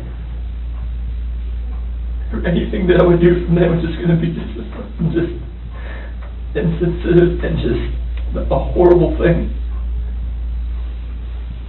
You were in a tough spot. I mean, what can you do, right? Sometimes your body just kind of takes over and...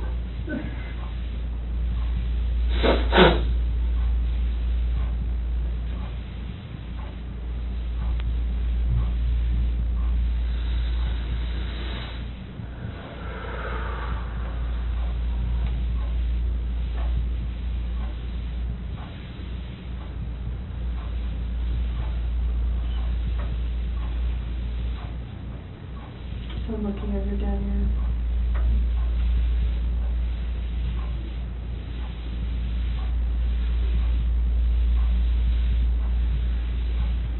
Can you show us?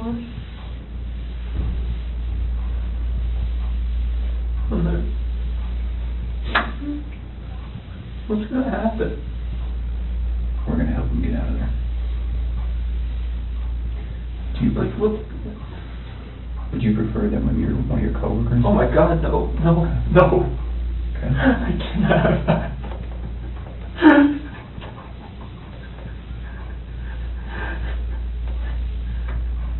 We're afraid of You said that you're about to become a good man. They're going to see this. You're like, what the fuck did you do, Chris? Like, what? Like, why didn't you just call the cops to begin with? Well, they weren't in your shoes. They don't know. I don't. They weren't living your life. I know, but still, it's like... People are going to... I can never, like... We'll just go little steps at a time. How about that? I can't have anybody show you out there, let anybody, no coworkers, please. Okay. I mean, they're just going to form their own opinions anyways once they figure everything out anyway. We'll just take little steps tonight then. How about that? Yeah. Do you have to have any of them with you? No? No. We prefer you. Can you and me and Tammy and Ronnie get in the car and just drive out there? Just general direction. You just point it? Chris, I know they're gone, but they're still your babies, and you're still their dad. You don't want them out there. I don't want them out there. And you don't want someone else to find them out there. You don't, I promise you.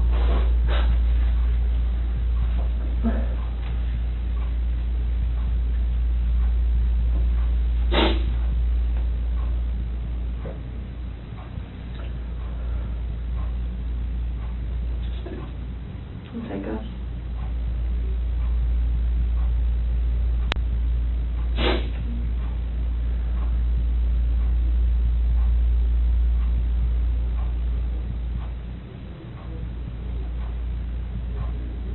You give us a second so we can kind of get some things arranged. Do that. Ronnie, do you mind staying in here with him?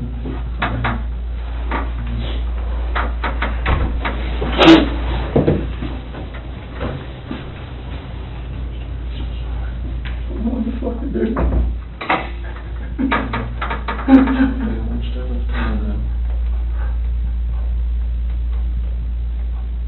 This is just fucking horrible.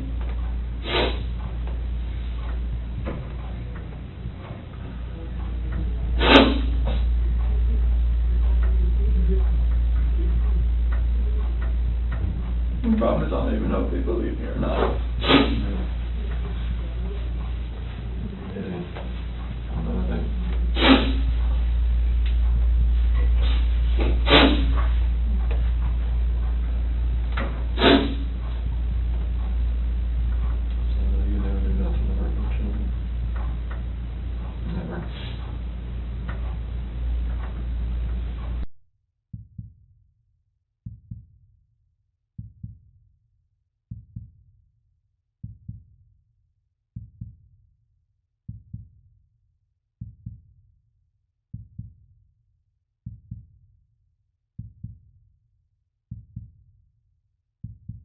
Yes.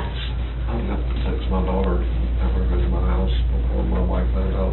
This ain't gonna be on the news anytime soon, or is it? No, not tonight. I can't imagine it's not now. I mean, I don't really have much say in that, but I can't see that. Do you want me to take you out to the lobby and you can go to the bathroom and then text your wife and stuff, talk to them? You might want to go outside. Yeah, I'm gonna go outside. Just watch the press people around.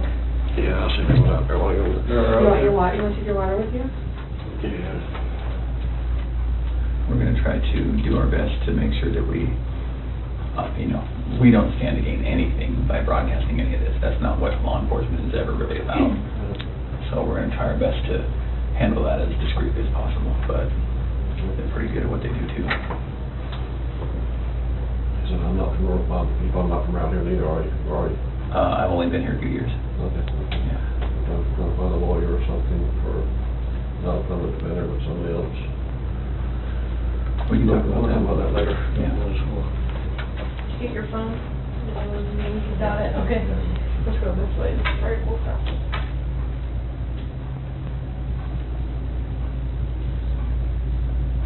So if you're up for it, we'll talk a little bit more. I think we have a picture of, is it Survey 319? I think we have a picture. Kind of walk you through that. I'm sure you have a ton of questions for us about, how your night, month, and weekend's going to look. So Tammy, I was just telling him, I wanted to show him that picture. Yeah. And then we're going to talk a little bit about how the rest of the night's going to go. That looks familiar to you? What is that? It's the BRC Survey 319. Okay. Whereabouts is Shanann and the girls? How old is this picture? Today. That's today.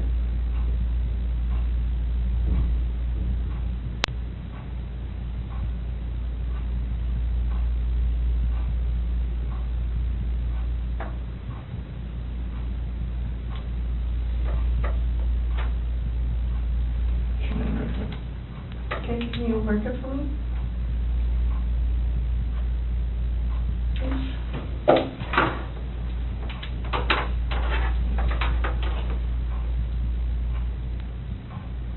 I think it's the paper, it's just gonna be the S for Shanann, okay, and where are the girls at? Here. In these? Mm-hmm. So which one is, do you know which one?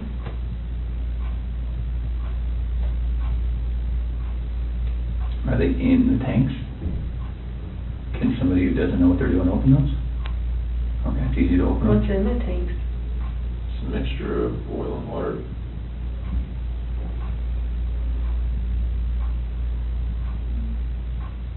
There was a sheet found down here? Mm-hmm. Where's that from? That was what Chanel was wrapped in. What about the girlies? What were they wrapped in? Just in their pajamas? Not with their blankets or anything? Where did their blankets and toys and stuff go? Probably flew away in the wind or something right here.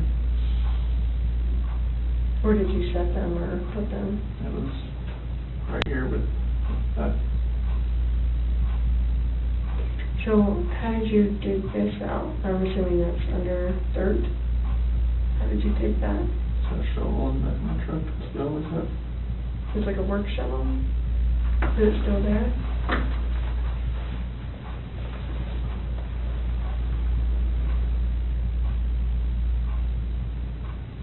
How was Shanann dressed?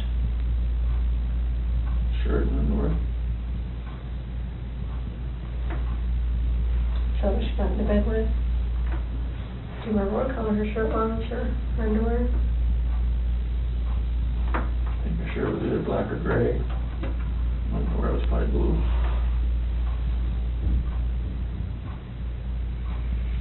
How much time passed, do you think, from the time that she was back in the bed until you put him in the truck?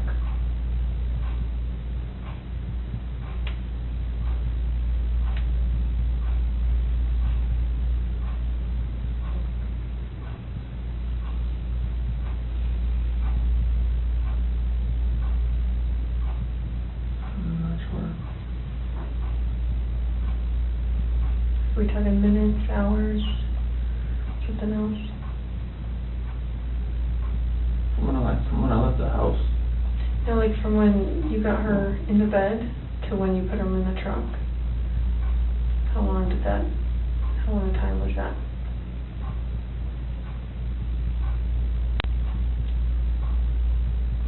So like from when pushing her in my truck, from the bed to the truck.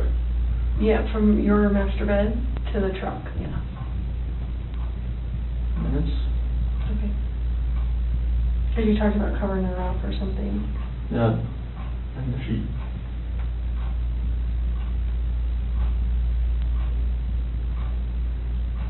Is there anything else about anything out here that has stuff that you've left in certain spots, or you sure their blankets and toys aren't going to be in there as well? Not because it was right here with that sheet.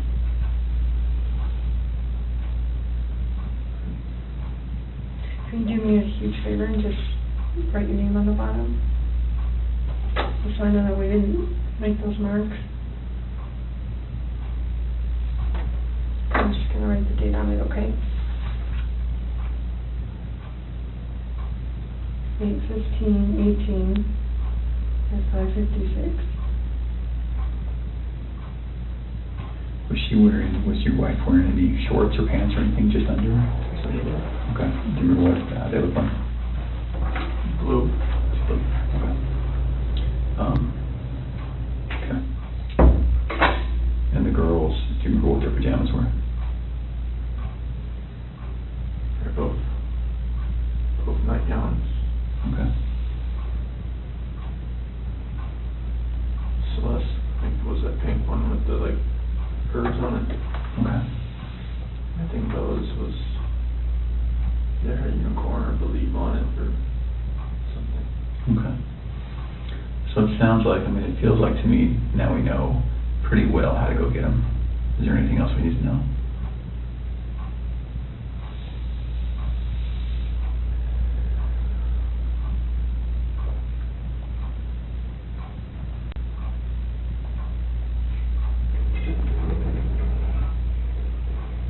About how to get them?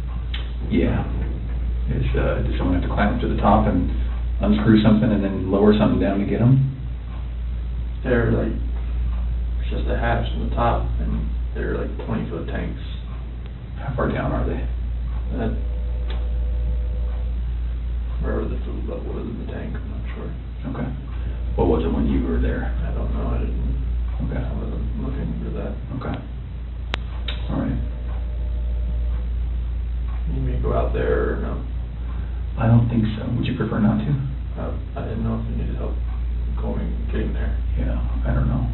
I think once we got that picture, because we didn't really know how much about the location that the other police officers knew, but it sounds like they knew somehow right how to get to 319. So, and I think that's how they got that picture.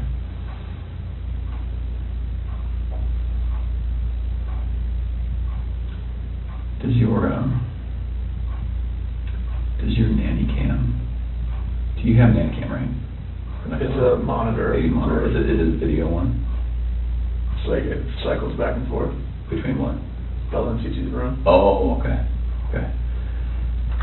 Is there any chance it records? No? Okay.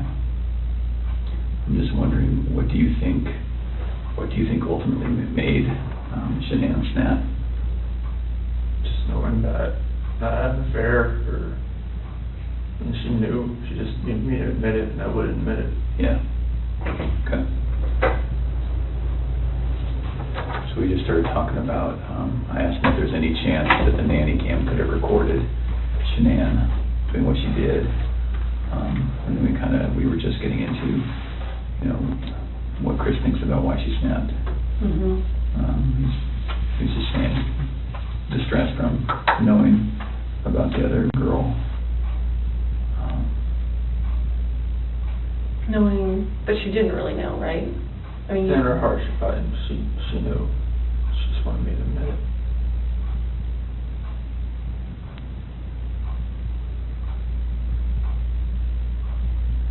Can we talk about a couple tough things? I think we need to get it out of the way and just really get it out, just to make sure you have every chance to explain exactly what happened and we have every chance to ask questions. So the conversation happened. You go downstairs. She's still upstairs. And then you see what? I hear just commotion upstairs, just like little noises like that. Okay. Didn't think anything of it.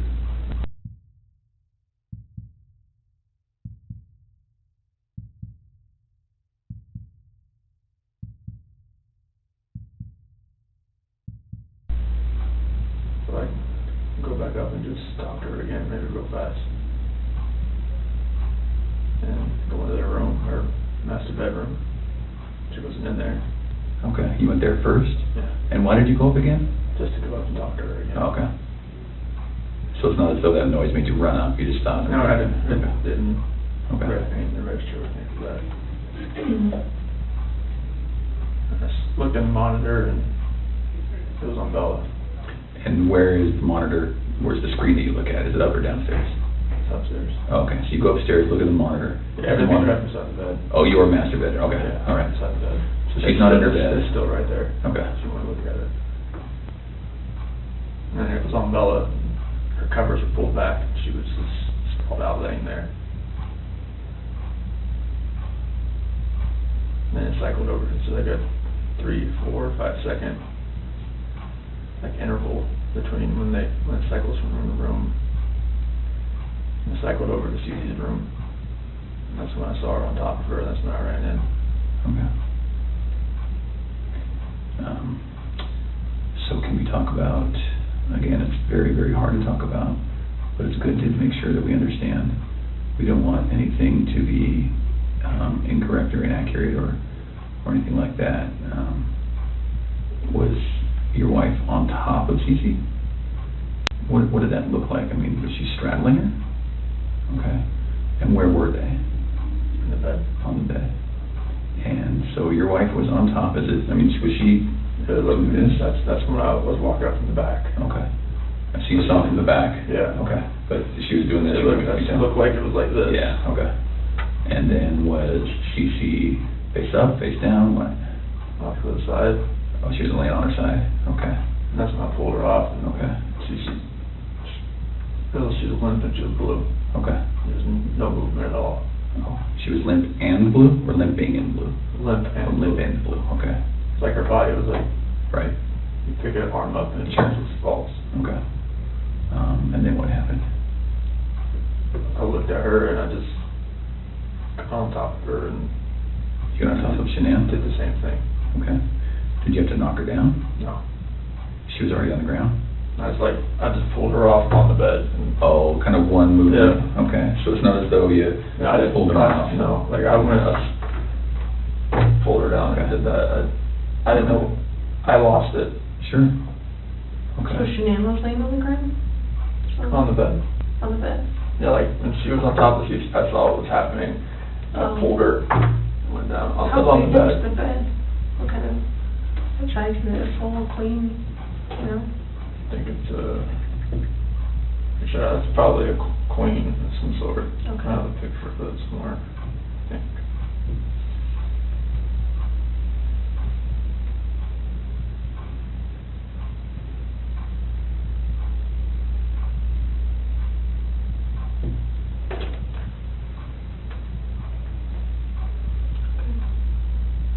So where was Celeste in the She was all the way up to the top. To the top? Yeah. And I went in and pulled Shanann down, it was crossways. Like So she was laying this way, as I was.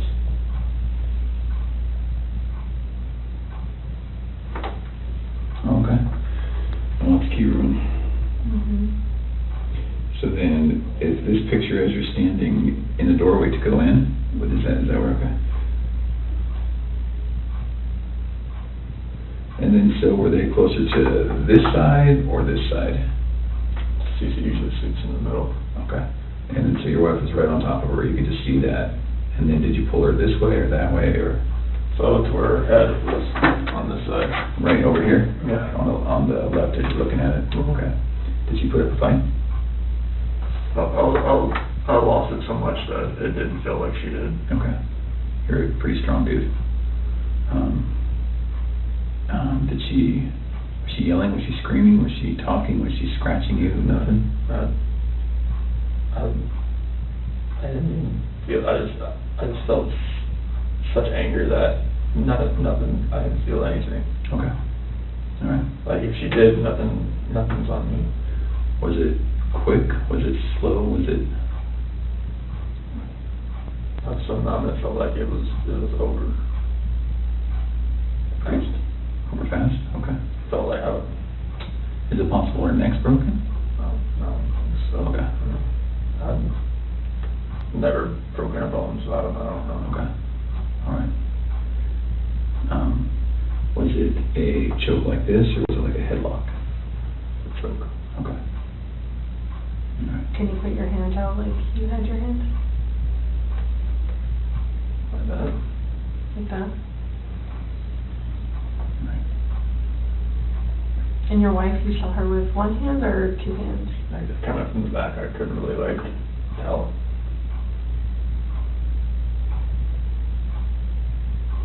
She was on top of her. And the monitor's not like color, it's black and white. Nighttime, it's black and white. Okay. When it's dark. So you went up the stairs, right, to talk to Shanann again? And then, did you think it was weird that she's not in the room where you left her? So I walked in and looked around and saw the monitor and I saw Bella. And then switched over to CC pretty fast, and that's when I saw that. Did you have any inkling that between the time that you finished the talk and the time that you found Shanann choking Cece, you had no inkling she was going to do it? Sure. We both love those kids more than you know. Okay. I mean, people in my family have always said she's unstable. My friends have said she's unstable, but I never would have thought in a million fucking years. Who says she's unstable? My family, my friend Mark, people that have seen her around me. I don't want to make a bad picture of her. Well, it doesn't look good, I'm not gonna lie. Looks actually pretty bad.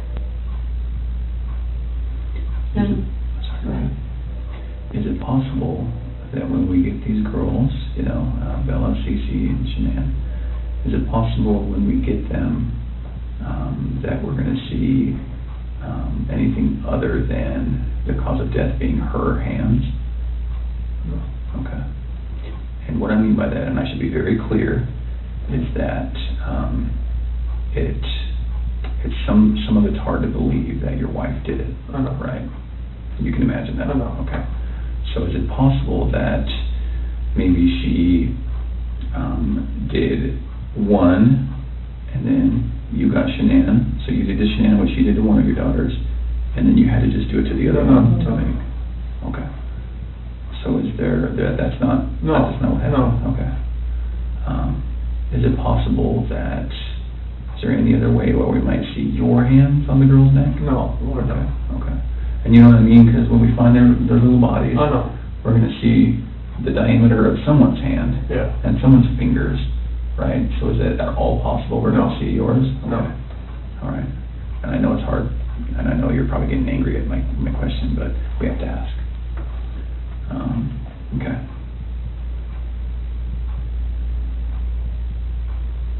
What do you think of that, Chris? Let my family down. Let my dad down, let my mom, sister, nephew, nieces, friends, co-workers. Everybody.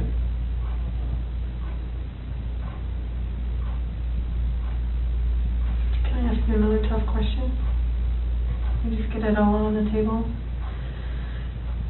When you see Shanann choking, strangling Celeste, and you get her off of Celeste, did you think about calling an ambulance?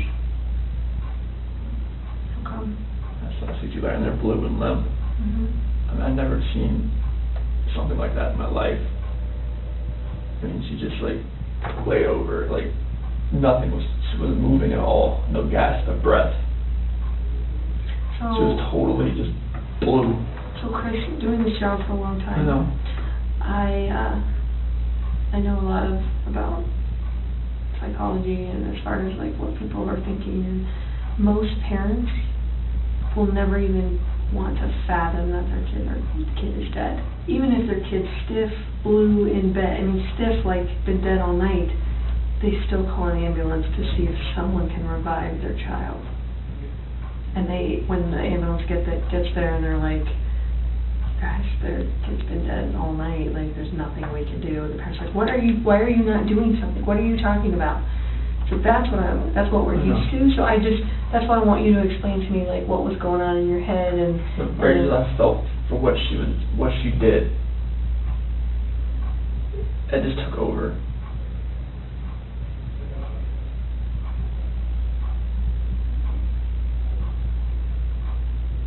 But do you see that? I kind of understand. I see where you're coming from. Most parents would still try and call. I see where you're coming from. Yeah.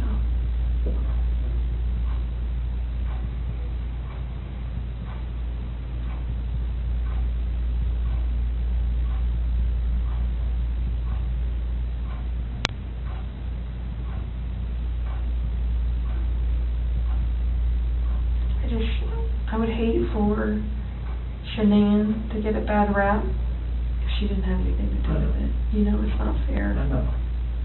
It's not fair. Like enough bad stuff has happened. I know.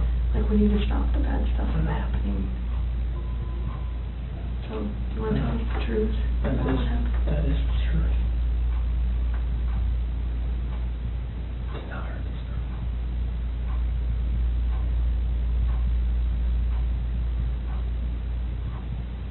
I want to make sure.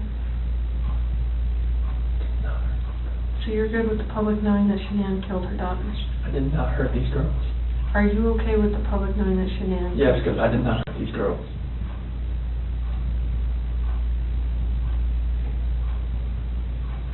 Chris, I'm not sure I believe you.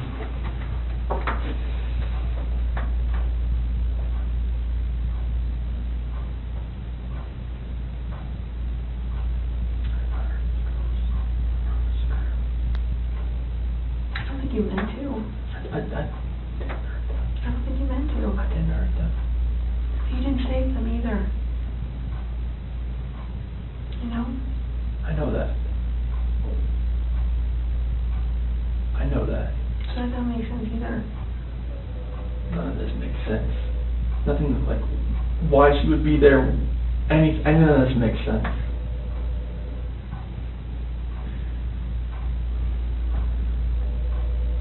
Are you sure Shanann didn't catch you in Celeste? No, my God, no. Chris, you can imagine that we're pretty cynical in our jobs, right? And tonight we've had to talk a lot about a lot of things. And don't get mad, but what it looks like is that you found a new life, and the only way to get that new life was to get rid of the old life. And I think that you killed these girls before their mom came home, and then killed Shanann. And that's what we're kind of left, that's what we have to believe, because it just doesn't make sense. I mean, to her point, if I walked in and my kid was decapitated, I'd call an ambulance, right? So knowing there's no hope. It just doesn't make sense. It just doesn't add up. So either you're this monster who says, I just want this young, hot girlfriend, so I'm going to kill everyone and hope it works out, or something. So I think we're very, very close to the truth, but not quite there yet. So if you're not that monster... I'm not a monster. I didn't kill my babies. Okay.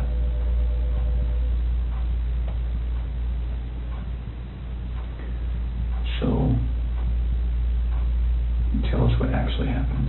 I told you what happened. I know, but, you know, we're getting later into the day. We've done this a few times, and we talk, then we show you a little bit of what we're working with, some evidence, some facts that we know, and then we kind of get our way to the truth. So the truth. Okay. Everything I've told you. Truth. So what's going to happen when their cause of death comes back to you, for the girls? It's not going to. Okay. You sure? I'm 100% positive it's not going to come back to me. Who's it going to come back to? That was on top of Cece. Okay. What do you want me to say? I just want the truth. That is the truth. And then what about Bella? Bella was laid out, sprawled on her bed. Okay. And I saw Shanann on top of Cece, so I ran in there. Okay. And what happens when a coroner looks and says, sees your fingerprints on her neck? It's not going to be my fingerprints. Okay. What is it going to be? It's going to be Shanann's. Are you sure? Well, we don't know about Bella, right? We don't know about Bella. It's just, I didn't see Shanann on top of her. Okay. That's the commotion I heard upstairs. Yeah. I'm assuming. Okay. Why take their bodies out of the house and bury them? I was scared. I didn't know what else to do. Okay. Nothing was gonna, I didn't know what to do. Yeah. I honestly didn't know what to do. Scared of what? Scared of what everything was gonna look like. My two babies were gone, and I just did that to my wife. And I was the only one left in the house. What do you expect is gonna happen? Yeah. It did look bad, right? It looked, I mean, this was a nightmare. Yeah. Okay. I think as many problems as you've had with Shanann, at the end of the day, she seemed like she was a pretty good mom, right? I was a pretty good dad as well. You never really know a person until you don't know a person.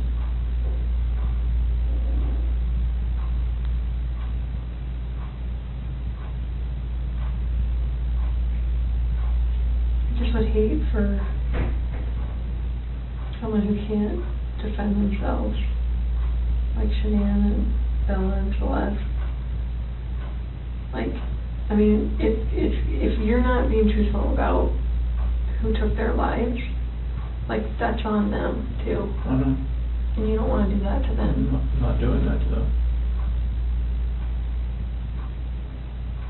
I'm just saying, I mean... No, I'm not doing that to them.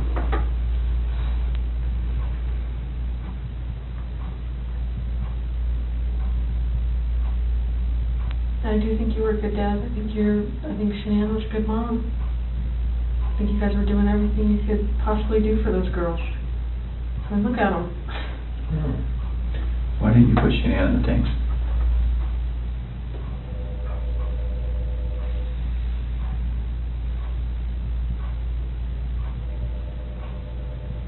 I didn't know what else to do. How far down is she? I don't know, like 2 feet maybe. How long did it take you to dig that?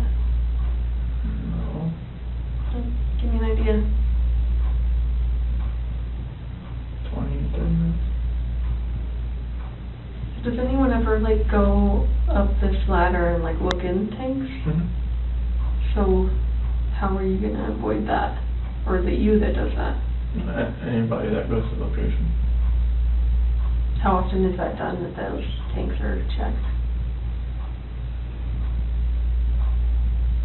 Depends if they're making enough oil or whatnot. I mean, once a week, maybe. So do you want someone to find them? I didn't know what else to do, Sammy.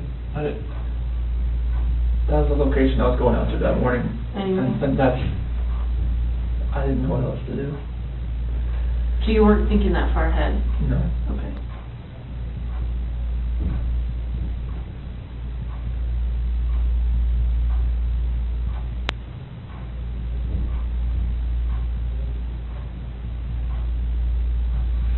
Yesterday when you were talking,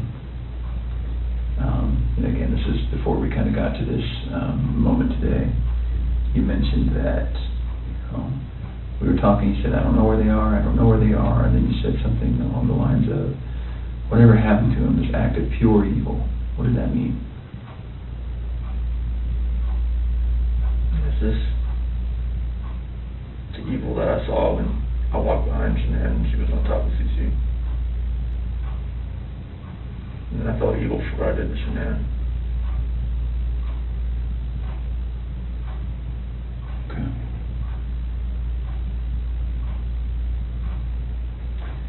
So, one other thing that doesn't make sense to me is, well, I don't know.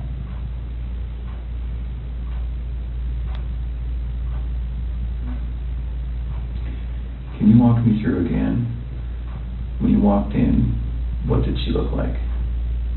What did Shanann look like? All you saw was her back. Was it the same shirt that you buried her in? Same underwear? And then was she wearing pajamas? Shanann? Yeah. No, that's what she sleeps in. Oh, she sleeps in her underwear. Okay, and no pajamas, no shorts, nothing like that. So then, when you grab her, just as is, that's how she gets to the truck, that's how she gets to the site. Okay. So did Shanann ever go to bed? Like when I put her back in the bed. No, like when she got home. Did any of that happen where she got into bed and then you woke her up at 4? Like, is all of that true? Because it looks like there's some purchase of some hair care products at like 2:30 in the morning. Do you know about that? Hair care products? And her credit card was denied? No.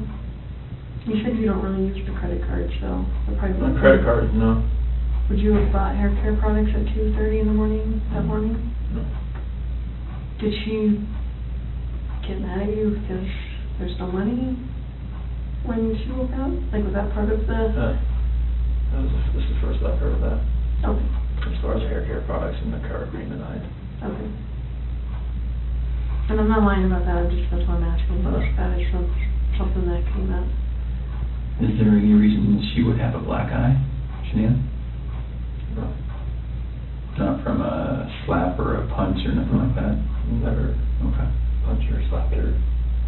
Is there any reason she would have a stab mark on her body? No. Okay. And no other reason for death? Coroner's not going to find rat poison in her stomach? The only way that she died, she was living, breathing, and wasn't living, breathing after your hands on her neck. Okay.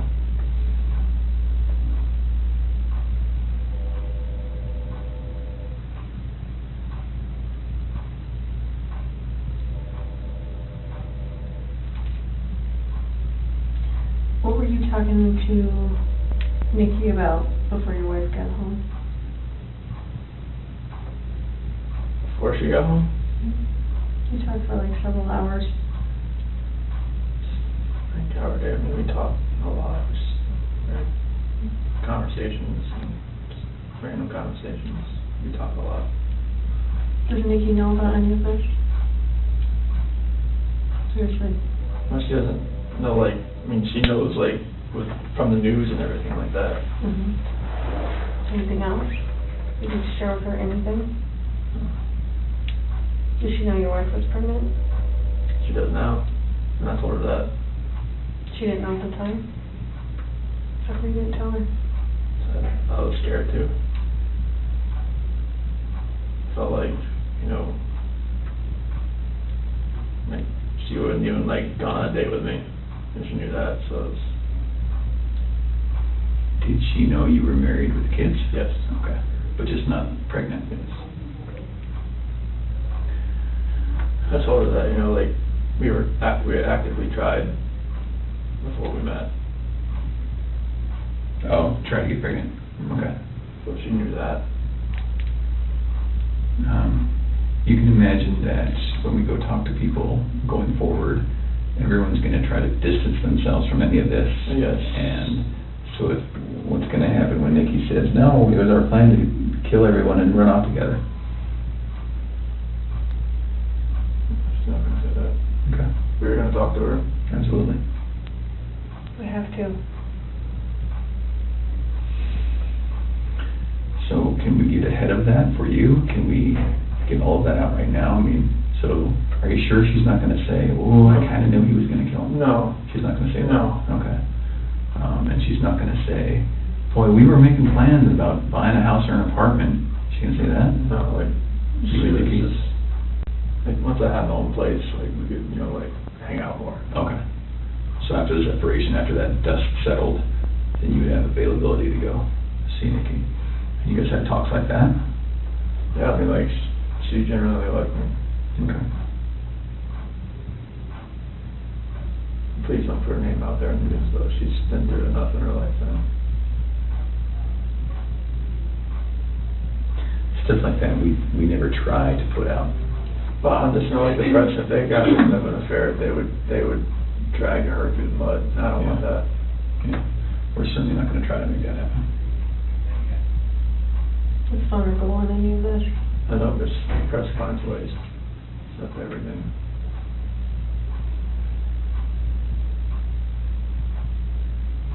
So what do you think about everything now?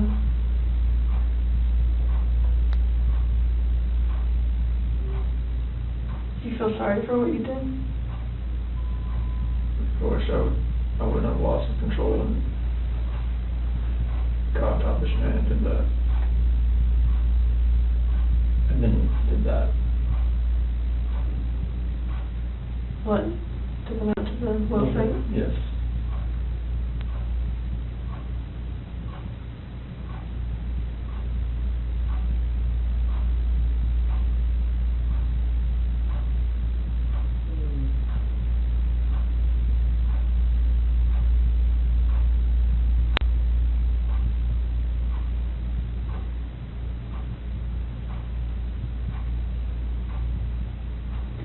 So after we look at their bodies, we're going to have a lot more questions.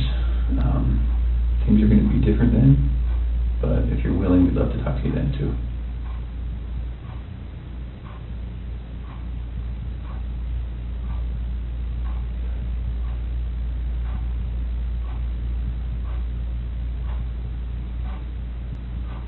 You did really good today, Chris. Really good. I think you had about 24 hours of just a hellish nightmare thrust upon you, and you know, you certainly did what you did, but I think you took a lot of steps to make it better today. Sorry I lied to you last night, and sorry I lied to you today. Not okay. I thought you were here for a reason. Well, there's a reason why I came in, because there's a reason why I didn't come in with a lawyer either, so it's like, it's gonna happen, so. I appreciate that.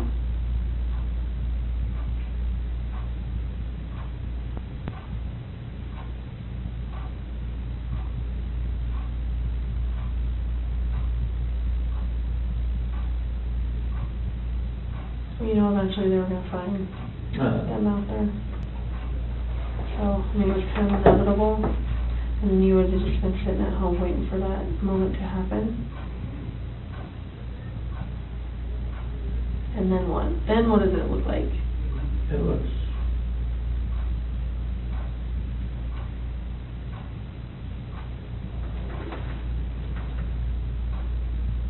probably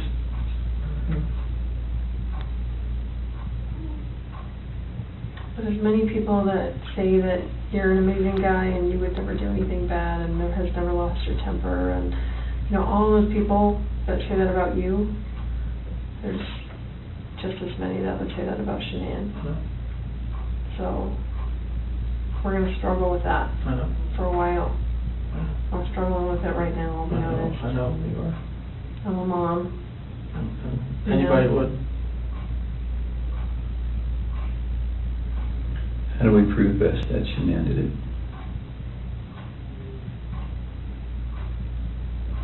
Examine the body, I guess. That's the only thing. We're gonna see her hand marks. The hand marks are not there. Okay. But there are gonna be hand marks, like they weren't smothered, do you think? They shouldn't have been smothered, no. And Bella, I don't know, but she was on top of her, and her head was inside. And there was no pillow on top of her. I didn't see on the camera off. Didn't see one on top of her, no. Why were there sheets in the trash in the kitchen? Because those are the same ones out there. I didn't know what else to do. I knew eventually what to do if you're gonna find Shanann. I mean, because. So is she still wrapped in the sheet down in here? It was just laying off to the side, or maybe the wind took it. So it's right here now? Yeah. It was just next to the side? Yeah. Like you didn't even try and hide that? I was so scared, I didn't know what to do. Okay. Did someone come upon you or something? No, I mean. Were you afraid they were gonna start showing up? I knew they were on their way out there, but I mean, it's a long way out there. So I know, and before I forget, I know that they collected a lot of electronics out of your house, like routers and that kind of stuff. Like that's not gonna show that she was using her phone like at a time that you said she was strangling the kids or something, right? Okay. What is the password to like all the electronics in your house? I know there was an iPad. iPad should be 2385. 2385. Is there there's not one for the Apple Watches, is there? Should be 2385. Is that for yours too? 3387.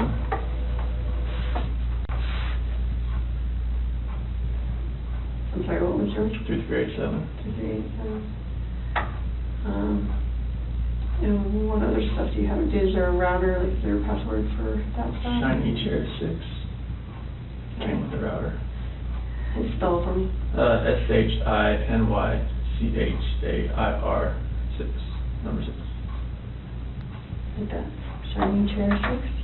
Yes. Okay. And then what else was in there? Is there a desktop computer? Yeah, that one, if it has a password, it'd be 428-4915, capital S, lowercase w. Okay. And what about, is there anything else in the house as far as electronics go, tablets? Well, the iPad's the only real set. The other ones are the kids' stuff, but they're just like Amazon Fires or whatnot. Okay. And you have an iPhone what? Which one? Is that your personal one? Yes, iPhone like 7 Plus or something. What's the password to that one? 3387. And what about your work phone? Same. Is that this on here? Then obviously Shanann had a iPhone, right? And what was her password? So it changed to 013119. What was that password? The due date the next day. Okay. Nikki told me that one. Nicole told me that one. Okay. So there's too many Nikki's, Nicole's. Yeah, we noticed that. It was getting us a very confused. So no other electronics. What about the Echo? Does it have a password? If it does, I don't, never knew if it did or not. Okay. You just say Alexa and it starts listening. Oh, it's an Alexa. Is it the Echo still? So, yeah. Okay. Yeah. Okay. The product's called an Echo. Okay. Any other ones that you can think of?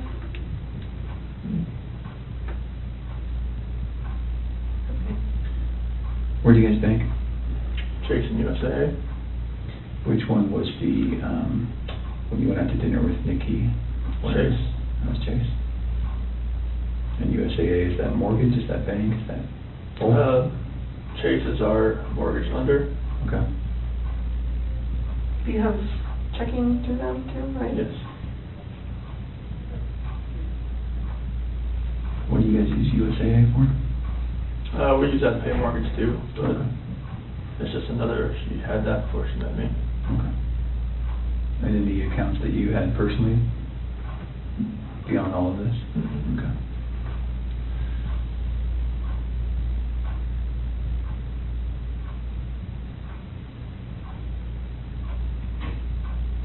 I was gonna ask you, like, to tell me. You're a blank.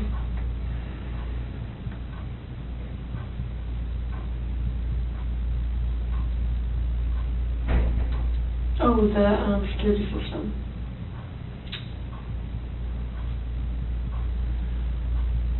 There's Vivint, right? Vivint, yeah. Vivint. It's either gonna be 3387 or 2385. One of the two. And the passcode, like is Mustang for if you ever have to talk to them. Verbal passcode.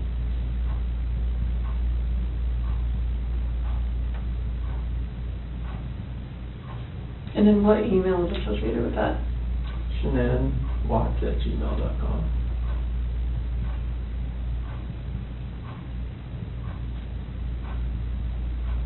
Do you know her Gmail password?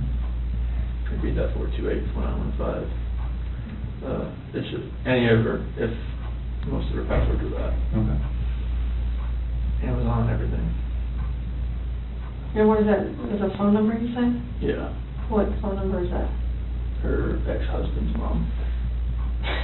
Okay, that's weird. You stick with the password. She just remembers it? Or she's had it that long? They were really good friends. Oh, okay. So she just kept it.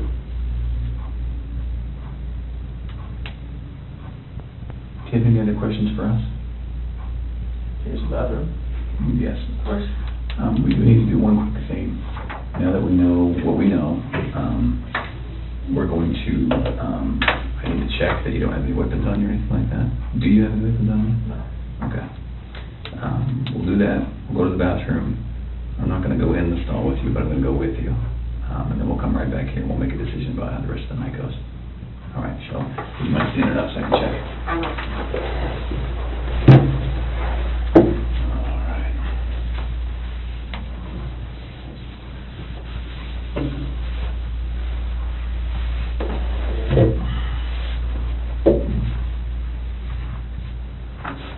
All right, let's go to the bathroom. Okay, so leave this in there? Yes, please.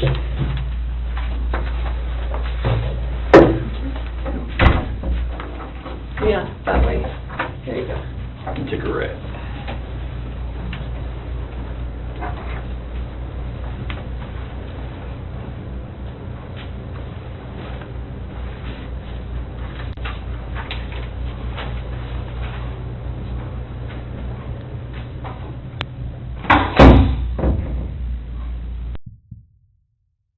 I'm gonna take it with me for now, though. And then just for everyone's protection, I'm gonna leave that recording. Okay. Glasses? Yes.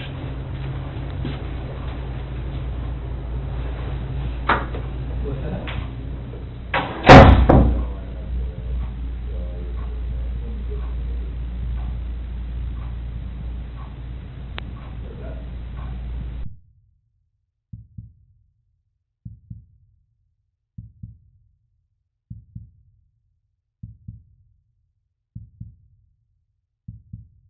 Probably last time on Thursday night, Friday. Okay. And then your kids, do they sleep in their own beds or do they sleep with you guys? Those two adjacent rooms, they connect to that bathroom. You're lucky. I'll put it right left here. Comforter and sheets and stuff are up in the master bedroom. I know. So like when she got back from the airport last night, usually like she just jumped into bed. Like most of the time when she does that, she'll want to wash the sheets the next day to get the airport off them since she just came off the airport. Okay. That's the only thing I can think of. But they were still on it when she was in bed. Yeah. So you were in that bed last night? Yeah. I was up there because the monitor and stuff was up there. I was waiting for her to get back home. And then she works from home? Is that right? Yes, direct sales. Okay. So she works from phone, anything, the computer. And then is that the office she uses for work? Oh, she can do anywhere in here. She can sit on the couch. Oh, okay. She doesn't have like a designated area? No. All right. She can go anywhere.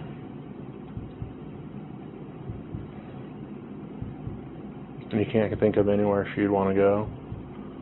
She'd go for walks around here? No, I go for runs. She doesn't really do anything as far as going for walks or anything. And you've talked to all the friends you guys have around the area?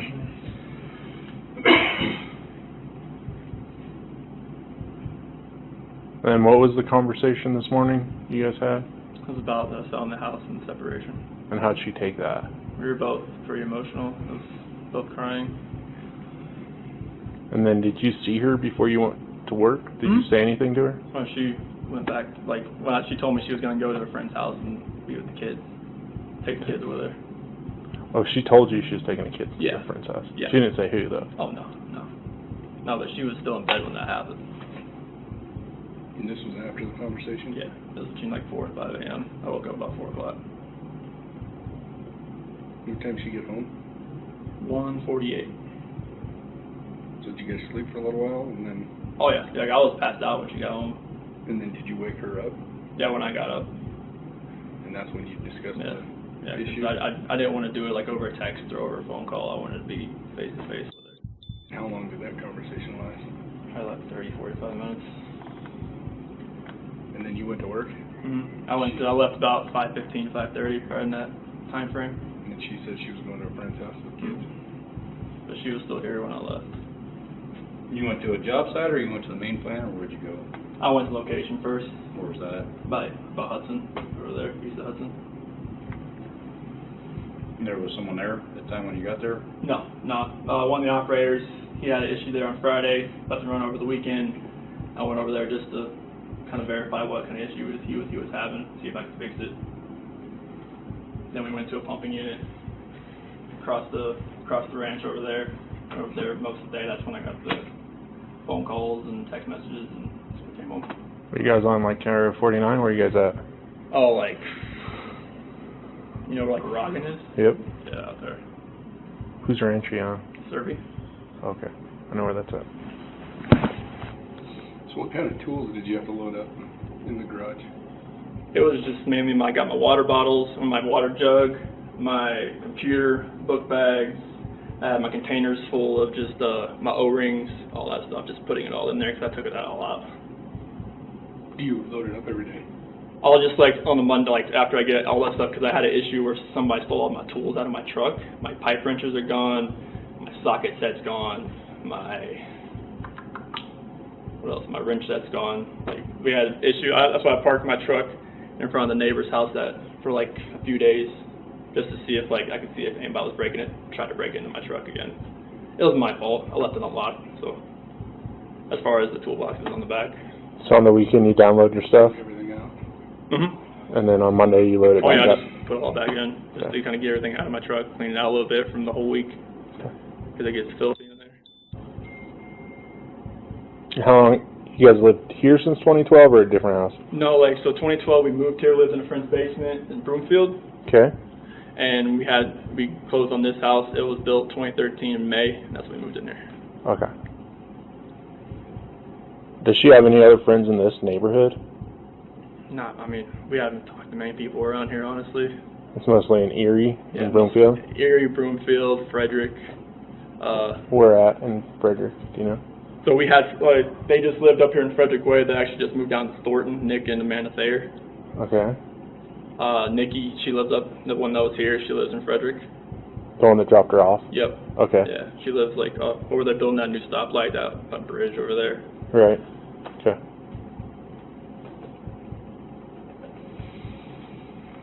And you have no idea of which friend? Do all your friends pretty much have kids the same age? Mm-hmm. So it's hard to... It's really hard. I mean, I've exhausted every option I know of as far as friends goes. Like, Nikki knew more of them because she's a woman. And that's about as far as we could go, as far as all the friends that we could think of. All right. So if you talk to some of her friends, tell them that we're looking for her, and we just need to make sure that she's okay, and she can call us. She doesn't have to call you. That if that's what she's worried about. You know, you're trying to get a hold of her and she won't talk to you, so have them refer her to us if they know where she's at. Okay. Saying. Just so whatever's going on between you guys, that's between you guys. If she doesn't want to talk to you, that's fine. We just don't want to waste resources looking for her if she's actually okay. So, like, if you can relay to the friends, hey, I understand she doesn't want to talk to us, at least have her call the police so that they know she's okay. Okay. Type deal, if that makes sense. Yeah. That way that we know that she's okay, and whatever's going on between you guys can kind of figure that out. Okay. Type deal. Do you have any questions for us before we get out of here? I mean, call area hospitals, call hotels. Someone said she was diabetic. She had. Your Honor, there are no words to adequately describe the unimaginable tragedy that brings us before this court today. By my comments, I'm not even going to try to express the horror, the pain, or the suffering that the defendant has caused to these families, to this community, and to all who are a part of this investigation. However, I do want to spend a few minutes sharing with the court the details of the crime, as so far you've only had an opportunity to review the affidavit and a few facts here and there that have been offered to the court in the motions and pleadings that have been filed. The questions that have screamed out to anyone who will listen since August 13th of 2018 are why and how. Why did this have to happen? How could a seemingly normal husband and father annihilate his entire family? For what? These are the questions that only one individual in this courtroom or on this planet knows the answers to. I fully expect we will not receive the answers to these questions today, nor will we at any point in the future. I don't expect that he will ever tell the truth about what truly happened or why. Even if he did, there is no rational way that any human being could find those answers acceptable responses to such horrific questions. The best we can do is try to piece together some kind of understanding from the evidence that is available to us. And the evidence tells us this: the defendant coldly and deliberately ended 4 lives, not in a fit of rage, not by way of accident, but in a calculated and sickening manner. Shanann was 34 years old. She had married the defendant in November of 2012.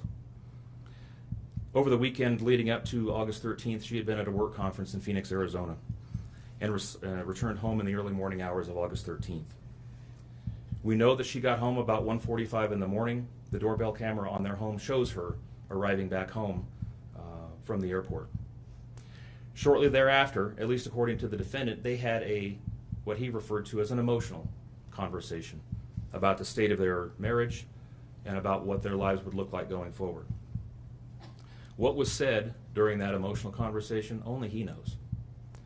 What we do know is that shortly after that, the defendant strangled her to death with his own hands. We know that he slowly took her life the morning of August 13th. We know that this was not done in an uncontrolled, vengeful manner that he tried to describe to agents from CBI and the FBI. If that were the case, you would expect to see vicious, horrible bruising about her neck, shoulders, and face. You would expect to see the hyoid bone in her neck broken. You would expect to see some kind of defensive wounds on his body as she struggled and fought for her own life. None of those are present. The only injuries that were on Shanann's body were one set of finger or bruising, what appeared to be fingernail or finger mark bruising to the right side of her neck.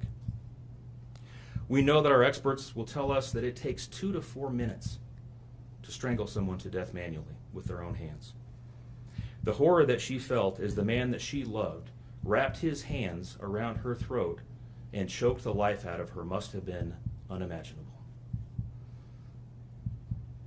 Even worse, what must Bella, age 4, and Celeste, age 3, must have experienced or thought as their father, the one man on this planet who was supposed to nurture and protect them, was snuffing out their lives.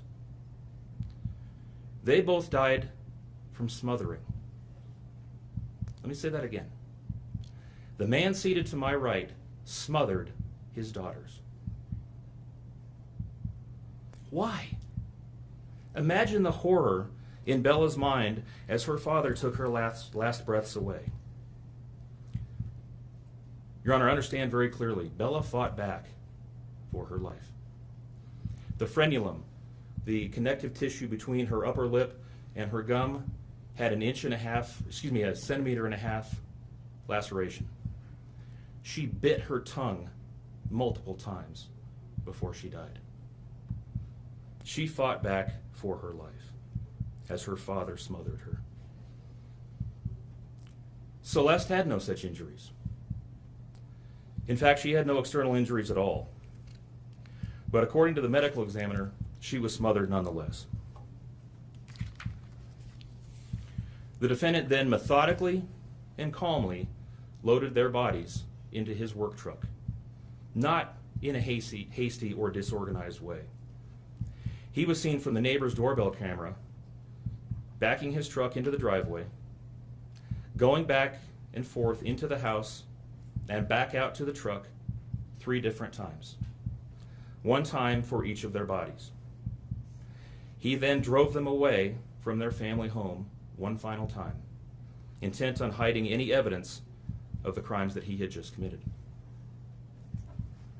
In 1 final sign of callousness for his wife, his daughters, and their unborn son, and their remains, he drove them to a location that he thought no one would ever find them, to one of the oil tank batteries with which he was so familiar.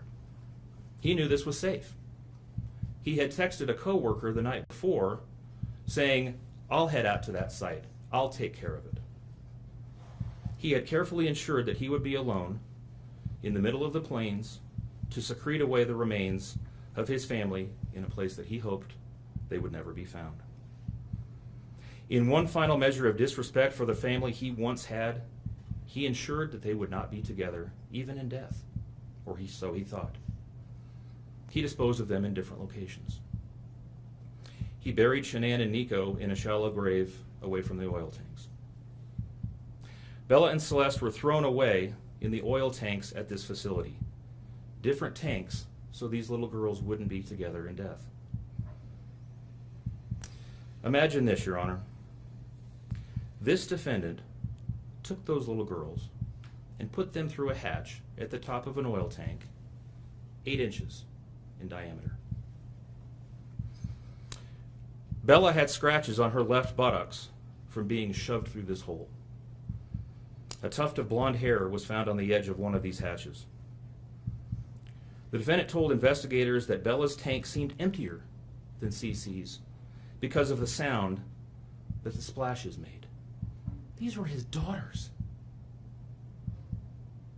Significantly, when his coworkers arrived at the tank battery later that morning, to a person, they all described him as acting completely normally. It was a normal workday, even while his daughters sank in the oil and water not far away from him. And then his efforts at deception truly began. We've all seen the emotionless interviews that the defendant gives to the local media, asking for help in locating his family. We watched as he claimed that the house was empty without them, and that he hoped that they were somewhere safe, and that he just wanted them to come home. He told investigators that they were at home sleeping when he left for work that morning, and that Shanann had told him that she was taking the girls to a friend's house for the day. What is striking about this case, Your Honor, beyond the horrors that I've already described to you, is the number of collateral victims that he created by his actions. While he stood in front of TV cameras asking for the safe return of his family, scores of law enforcement officers, neighbors, friends, and family scoured the area,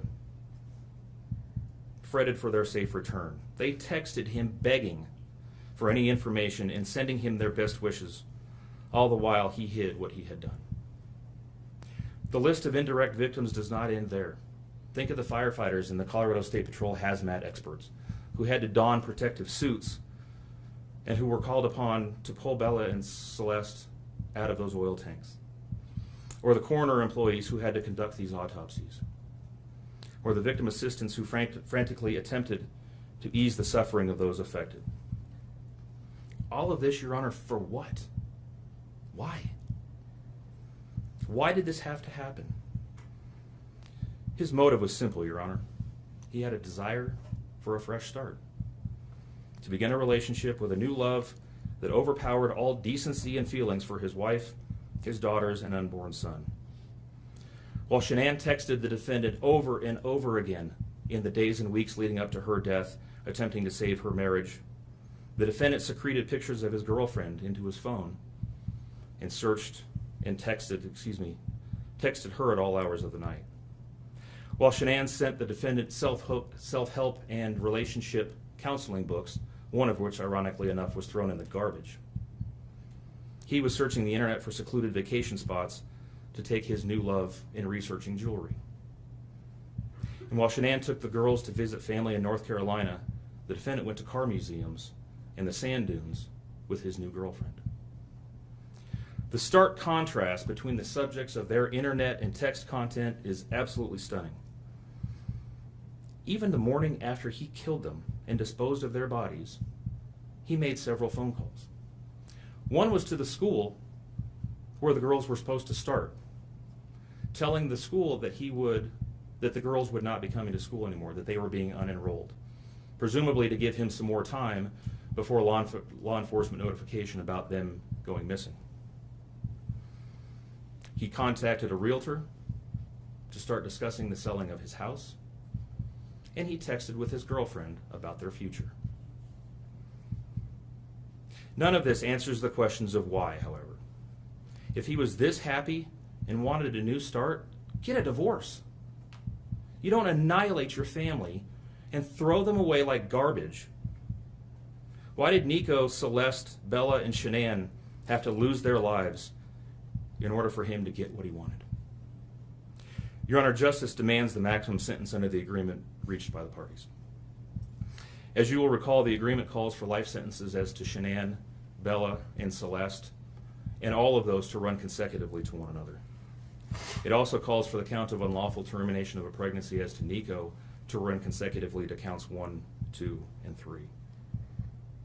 I would suggest that the extreme aggravation present in the defendant's conduct and in the efforts that I have described mandate that the sentences for counts 7, 8, and 9, the tampering with a deceased human body, each be the maximum of 12 years, and that those sentences run consecutively to one another. It is very clear that each of these acts, that these were not the subject of one act, but each oil tank that he walked up with his daughter's bodies and the hole that he dug for his wife and unborn son mandate a mandatory consecutive sentence.